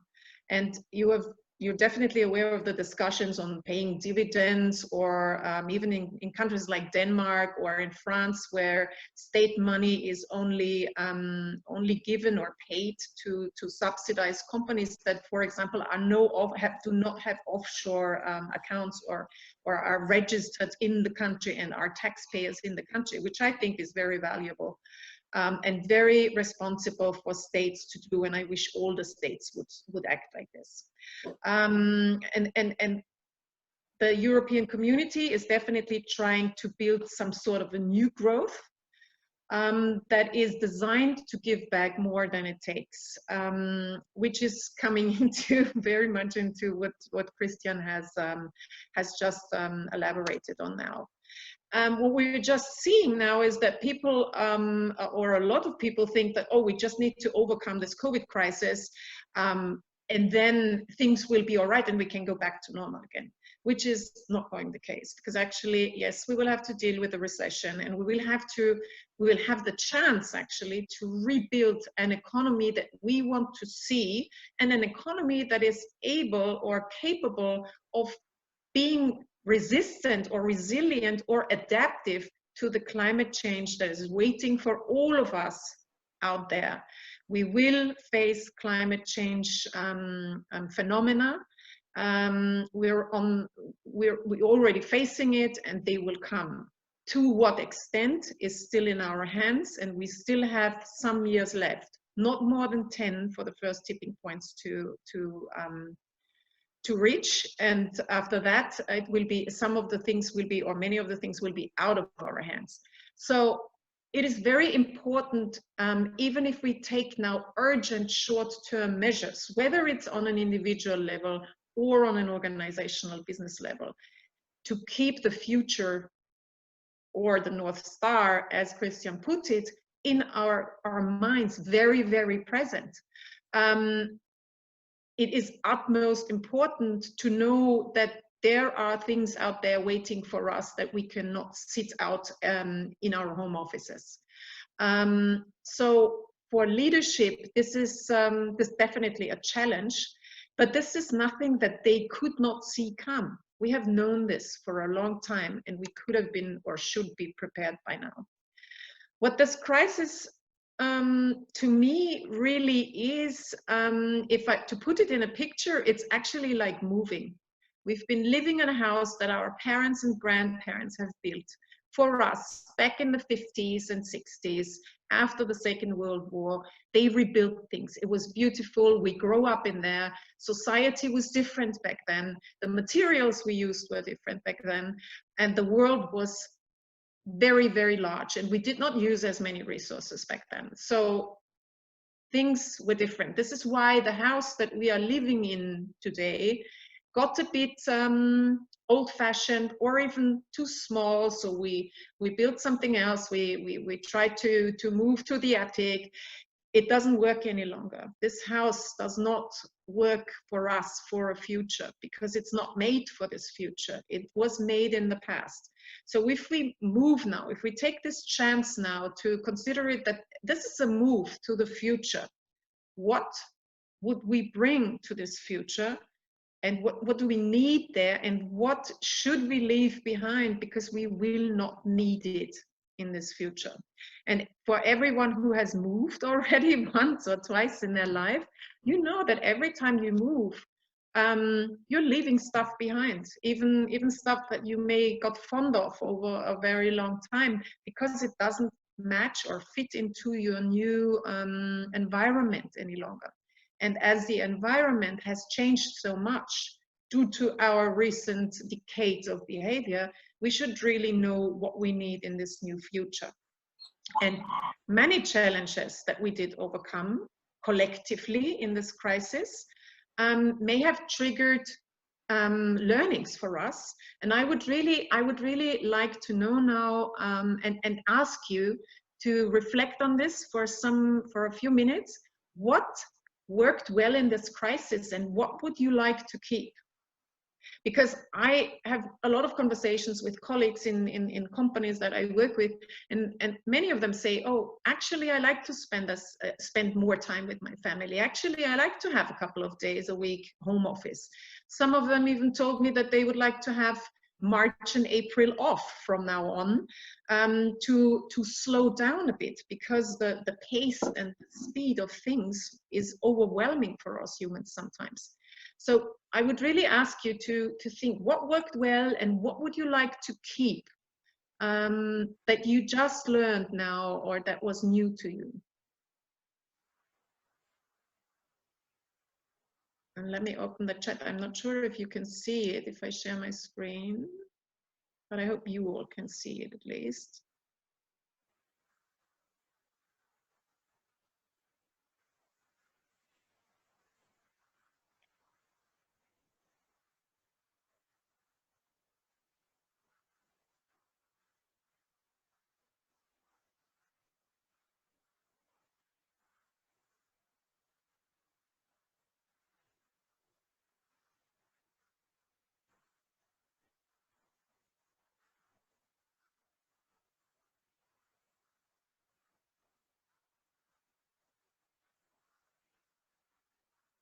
less hectic pace of life, less taken for granted, yes, and more gratefulness for friendships and family and food and health. Yes, all of a sudden, basic things became so much valued, and I really like to see this. Yes, continue working from home and traveling, less traveling, yes. I, for example, love to be able to reach out like in this webinar to you from actually my home office. This is a wonderful occasion for also for taking out the speed of everything. More time, more home working, home cooking. Community, yes, community responded brilliantly. Yeah, a lot of people really could feel this, how important it is to be on the same side, to have good relationships, relationships that you can count on in times of crises. This is important. More freedom. Yeah, so I can see a couple of you really have already reflected on something that was important. So I really think that this crisis can be a learning for a lot of things that we will take with us into a new life, a new stage of our life. Because this has been unprecedented. We have never had this before in one or two generations. We have not experienced anything like this. The openness, the acceptance, unnecessary things. Yes, it's like when you're moving, you realize that some things are not necessary any longer to bring them with you into the next stage. And that next stage is really important to create. You need to know your future, and you can create it. So it's really something that we can build for us, for our children. It's like moving into a house for the next generations. And those next generations, let me see, for some reason my presentation does not, yes. So the thing that we need is, we need an economy that goes with people and the planet and works for people and the planet. We should see to bring economy along with us, and as economy is part of society, it's sourcing from society and it works with society, we should have the power actually, because it's not, as mentioned before, it's not operating in a vacuum. We are the system and we can create it differently. Because the question that companies really, or we all have to ask ourselves is, what does smart mean today? Like many other countries, Austria and I guess Slovenia or the Netherlands, everyone talks about smart, about the data and about technologies, smart mobility, smart living, smart economy. But smart actually doesn't just mean we're using technology, but we need to, as Violeta has elaborated on before, we need technology to serve humanity. So in that respect, what does smart for us mean? And for not only for us, but also for the generations to come, for our children and our grandchildren. All the resources that we have currently and that we are sourcing from, the environment, very important, society is a resource, especially in crises, because society is made by a fabric of relationships. We should handle and value those with care and foresight. And this is actually what economy originally meant. The ancient Greek word for oikos means house, and the nemo is manage. So economia really means household management. And our planet is our house. So currently, economy, using the term householding, is not what we are doing in a proper way. And this is, to some extent, has happened in the 17th century, because economy was made into wealth and resources. of a country to that aspect. And the wealth and the resources of countries or of organizations, all of a sudden it was not so much about householding, which means we use what we have in a sensible way. It went into a narrative of wealth and resources. And when we talk about wealth and resources and capital, we always think about money, and we always think about materials, about assets, buildings, industries, and it's always money involved. And this economic mindset has triggered even individuals over the past decades of our being here in this post World War II world, into what's in for me. What Violeta has referred to, the ecosystem and egocentric system. We are still, a lot of people still, if you approach them with any idea or with any with an experiment, with an idea, with anything, a lot of them think, what's in for me? And this what's in very often, sadly, refers to money, to a monetary value. And very few, but a rising number, and I was so happy to see this with your presentations, is that many people that I can see around the globe have started to think about how can I contribute. And I think this crisis really triggered this in people. How can I contribute? Is there a purpose? What can I do to provide some value for, or a solution, or help or support for those who need it, and for those who would want to or who are out there and who are around me in my community or in my city, in my country. And this is not about philanthropy. This is smart to think this way. This is not just about doing good. This is also doing good for yourself. And a lot of people have realized this now. But still, when we talk about capital and materials and money, we think about the wealth in form of money and assets. We think about accounting. Money is invested in a business to generate income again. And we talk about economics in factors of production that are used to create goods or services and are not themselves in the process. So this is what we think about capital. But what we currently actually are doing is we are living off the capital. We are using the capital that we have. We are using currently 2.5 planets. And we radically need to change this, because we need to live from the income and not from the capital. Every asset manager, oops, I'm sorry, this has a life of its own. Don't know how to go back though. Okay, here we are again.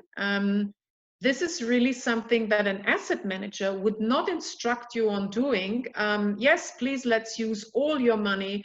It's like behaving like you have inherited a fortune 2 generations ago, but by now we are the last generation who is able to turn around our ways of wasteful behavior and outrageous spending. We spend more than we have.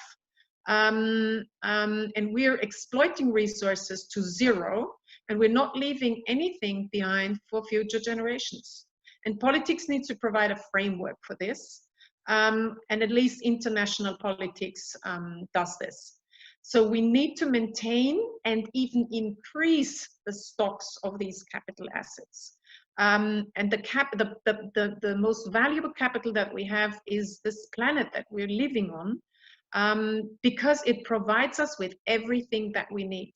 And to achieve this, we need businesses, we need individuals to manage these capital assets sustainably and responsibly.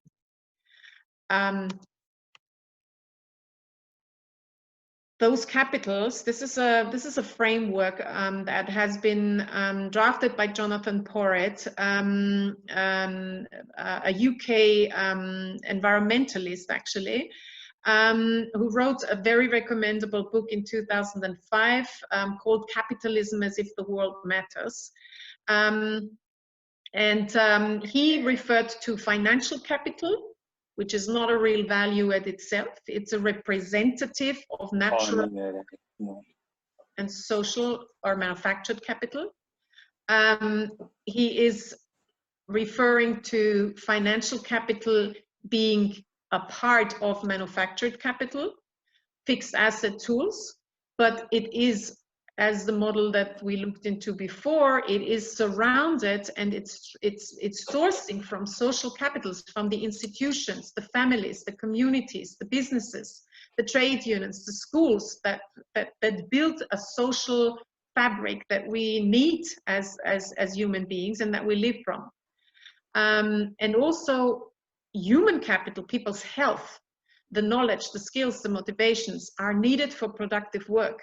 And we can see this now when people are not healthy or when their health is at risk or threatened, they are no longer good employees or employees at all.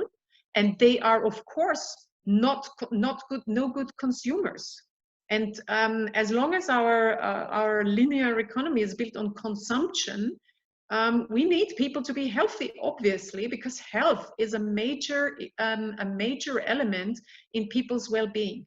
And all our well-being is dependent on life, on the basis of life itself, on the natural capital, on water, on air, on renewable and non-renewable resources. So if we start to think about these things in capitals, this is a capital that we need to regenerate and that we need to create an income from, but without destroying it because we want to keep it. This is something that really helps corporations, businesses to rethink the way they are doing business.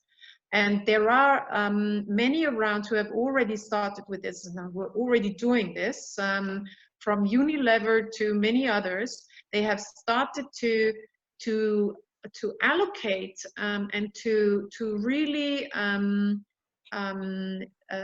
scrutinize the capitals that they are using and how much are they giving back. And this has even, there is even a reporting framework for this for organizations. It's called integrated reporting. I'm not going into this now. And it has been extended to 6 capitals because the intellectual capital was added as part of the social and human capital. But this is something where companies internationally, it provides them with some sort of a tool to be able to create value that is regenerative and that is contributing rather than just exploiting. And I think this is a very very valuable concept, and it also matches very well the Sustainable Development Goals. There is also the concept of natural capitalism around. By Hawken and Lovins, which describes a global economy in which business and environmental interests overlap, and they recognize the interdependencies that exist between the production and use of human-made capitals and the flows of natural capital. So what we really need to see is an increase in productivity through radical changes to design, production, and technology, to make the resources to make them last longer than we currently have them. And in that respect, it very much builds into a circular economy as well. And natural capitalism actually is one of the school of thoughts where the concept of circular economy is coming from.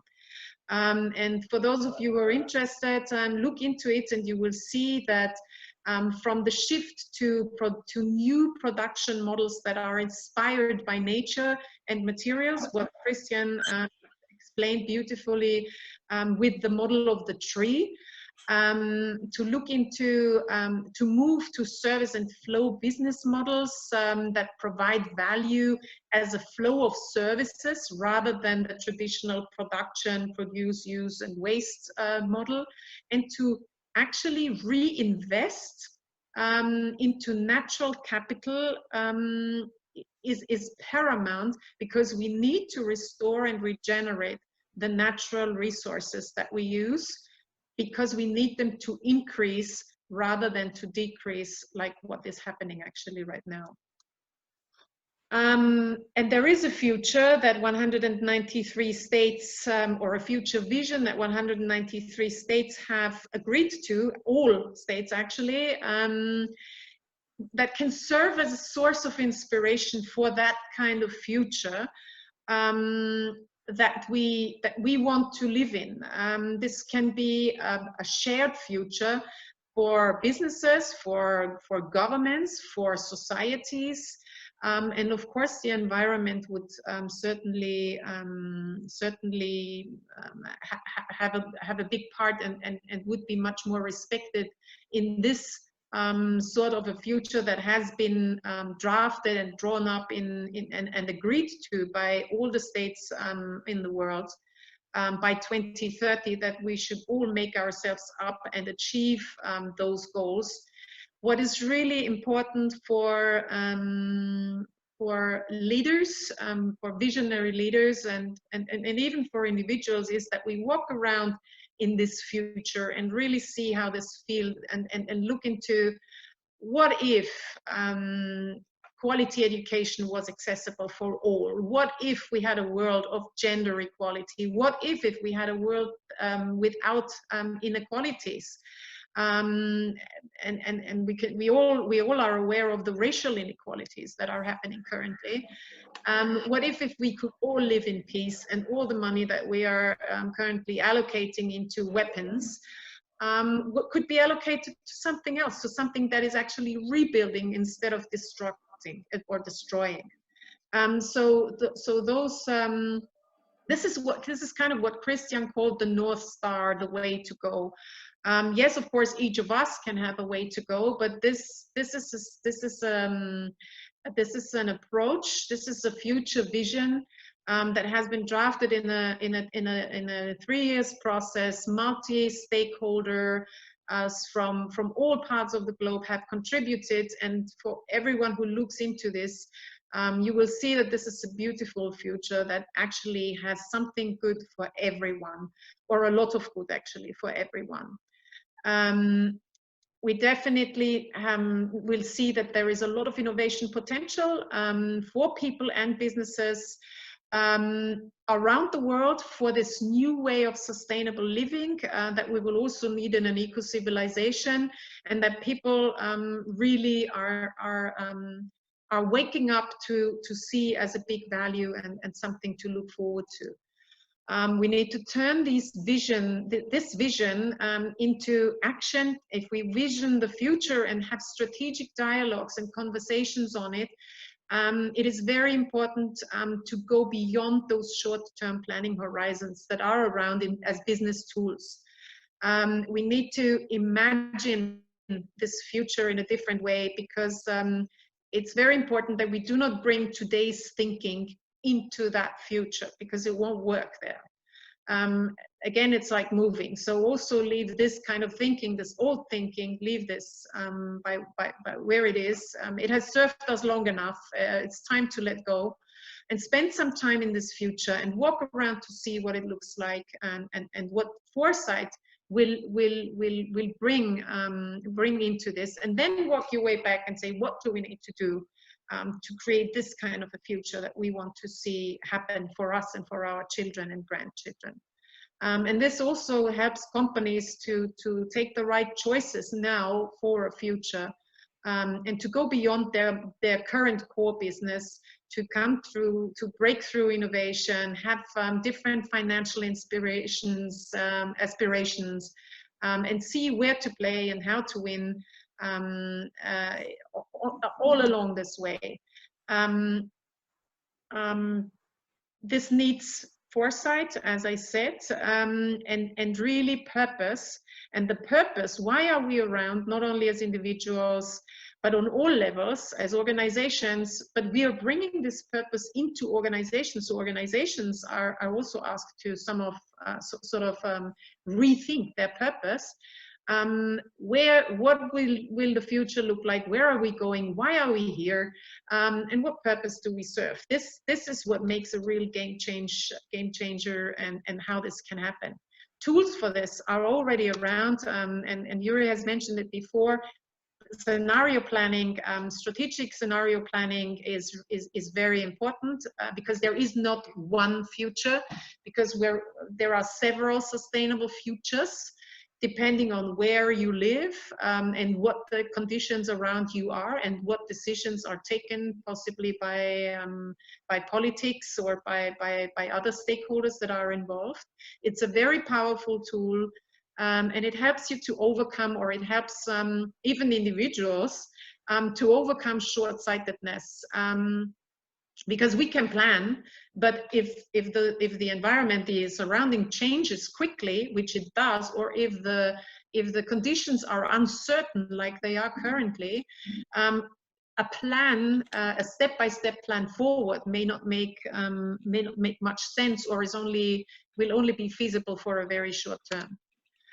We need to learn to adapt and transform more quickly, and really to get into a long-term planning or visioning. This is important. We need to keep creativity and culture as a very, very big value that we have. We need to foster this, and we need to be aware that artificial intelligence and other robotics, other technologies cannot replace culture and creativity. They are rather extensions of our minds and of what we can imagine.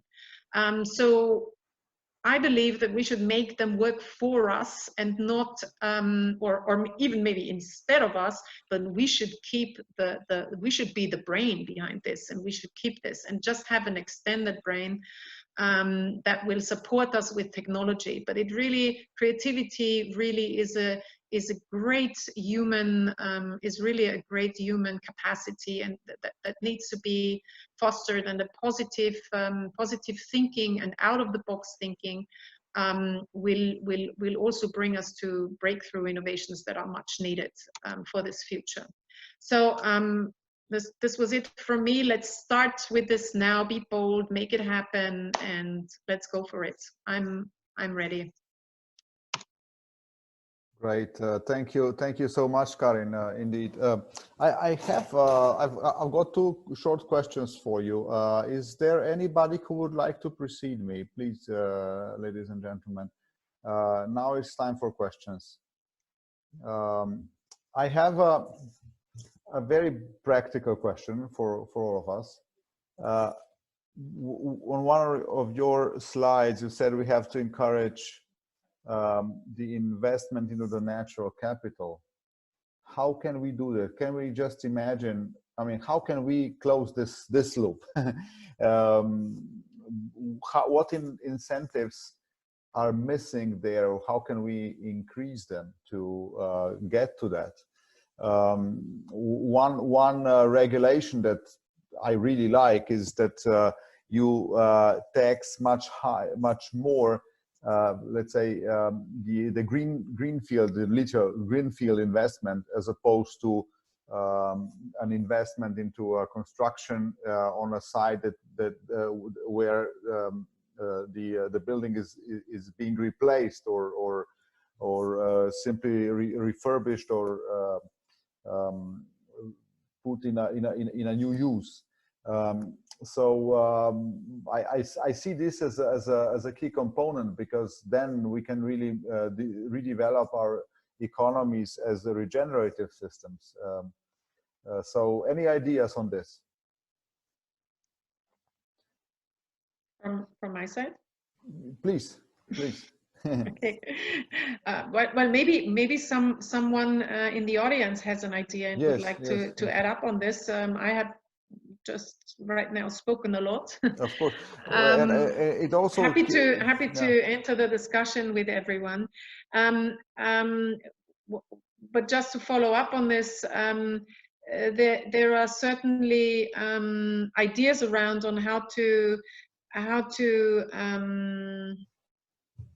to promote and how to strengthen sustainable investment, and even the EU sustainable investment, sustainable finance plan and the taxonomy will help to speed this up. And we will need frameworks and tools, because not everyone will recognize this as an opportunity. So we will need to have a push.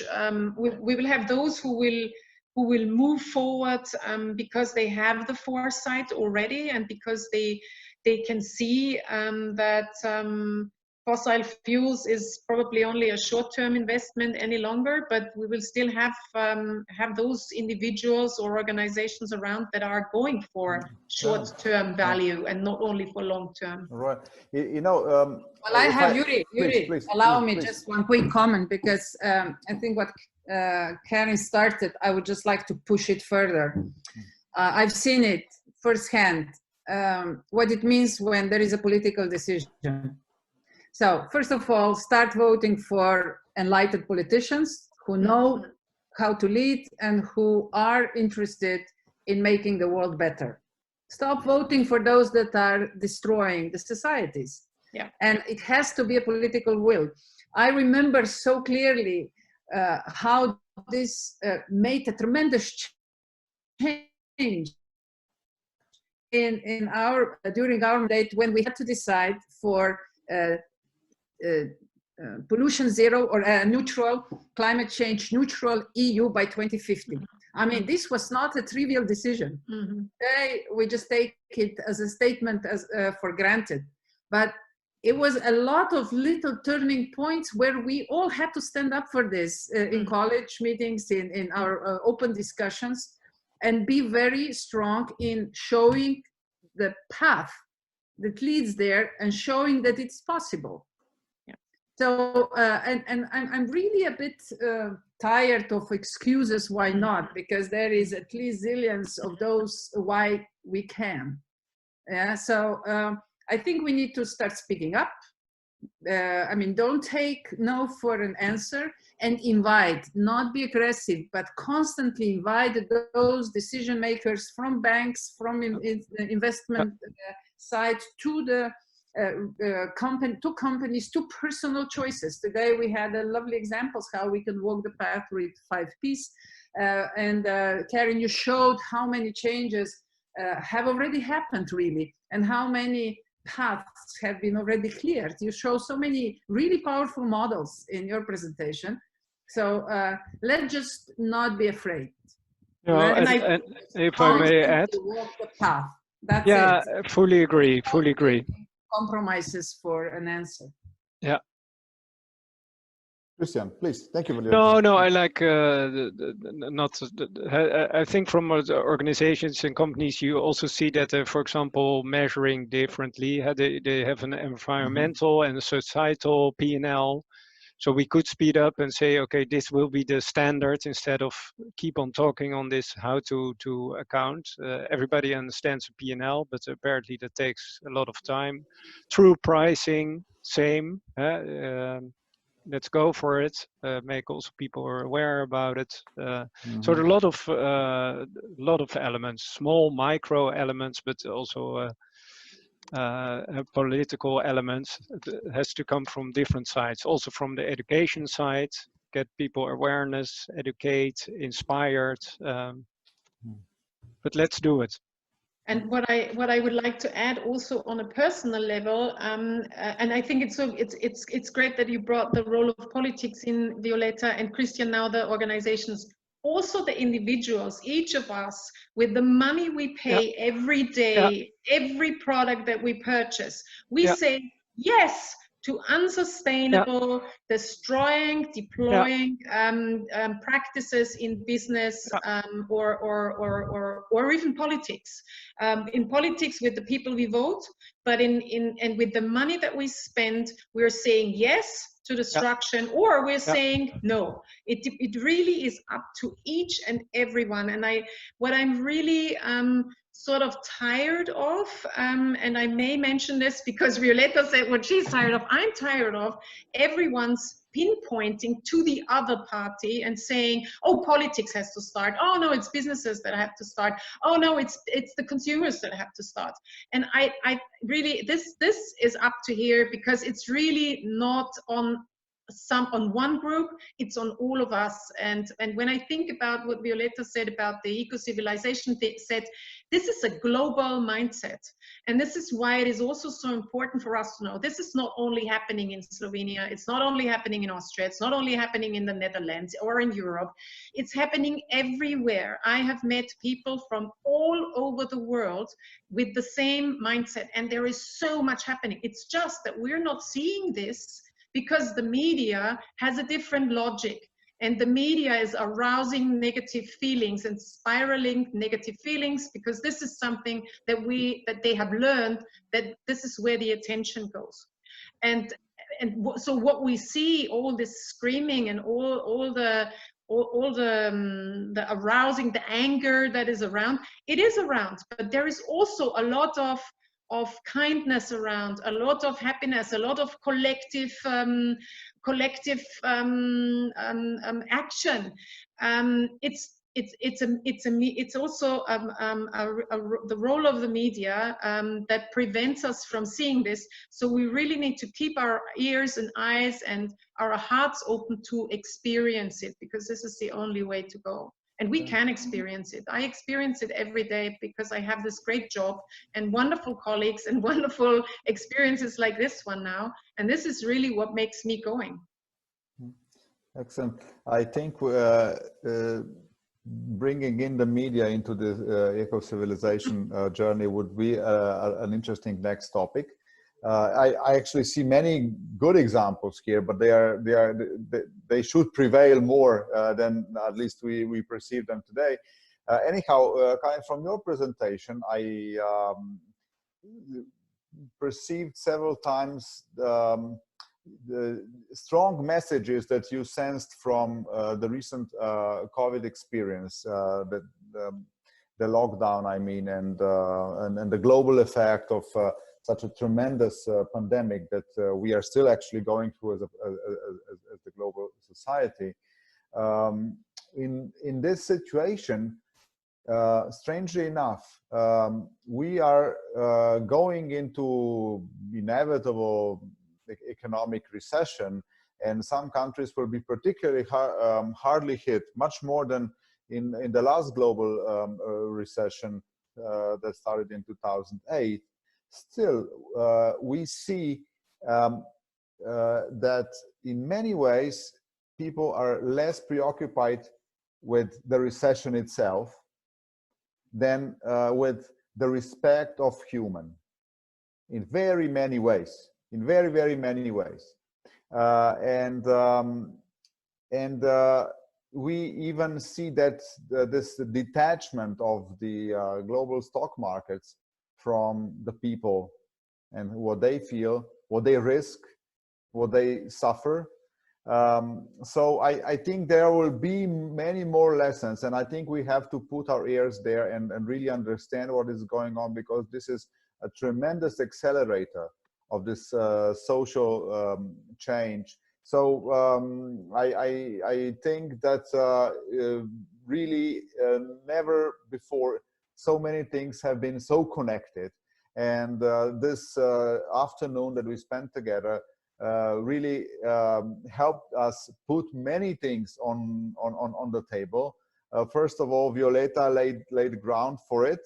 She made this wonderful landscape where so much can grow and can be further fertilized by our actions. Then Christiaan helped us understand our role in the whole picture through several layers of P's. So we started with 5 P's. We are now all convinced that there are many more P's. So we can really contribute in so many ways to such a transition. And then taking it from the premise that ownership is actually stewardship, and it's a responsibility to bring an asset in a better shape to the next generation. And as Christiaan said, not just an asset, actually to leave the planet in a better shape for next generations.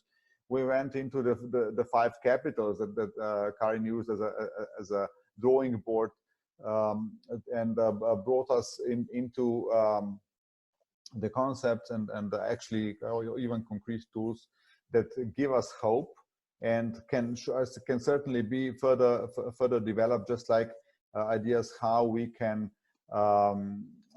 invest better into the natural capital, how we can foster the closing, narrowing and slowing loops, so that we can really regenerate our natural environment and build a more balanced society, or even a civilization around that. I thank you so much to all of you, and I would like to thank to all the participants, to all those who have been with us and may not have had planned so much time for the debate. It's really a challenge to, it's not a problem, at least not for me, staying with you for so much time, because I simply lose track of time. It's so compelling, but I understand it's really a challenge to frame this within our schedules. So thank you all for your endurance and your interest. The next time we are going to actually go even broader into this, into the politics and geopolitics of the eco-civilization. Carlo Giardinetti, a Swiss professor, will be with us. He claims that we are many, and it's 20% of those who can already provide for the 80% of the change. And so we will start from this Pareto rule with Carlo Giardinetti, and we will be happy to seeing you all back with us. It's in a week time. Please don't forget about your homework. We will read all this with passion, and we will help you publish your contributions. And in the next weeks, we will try to spread your voice through social media and in other ways, because we would really like this conversation to continue. And this is just the first set of sessions that we are going through. We are talking about, with Violeta, with Christiaan, with Karin, about how we could go further and how to continue encouraging and sharing knowledge, sharing experience, sharing motivation and inspiration for the change towards a new paradigm that we term the eco-civilization. Thank you again. It's actually a nice, fresh, chilly late afternoon in Ljubljana. I hope you also have a nice, couple of hours before dark, wherever you are. Karin, I think, is with us from Vienna. Christiaan from Amersfoort, maybe. And Violeta and we are sitting in Ljubljana, and there were people with us from India, from Japan, from several other places, at least for some of those who I can recognize, from Greece and so forth. And I will just conclude with there's a sentence that Yatin Kataria wrote. He said, "I changed my Zoom name from Yatin Kataria India to Yatin Kataria Global Citizen today. This is my immediate action." Thank you again, and have a nice rest of the evening. Bye bye. Bye bye.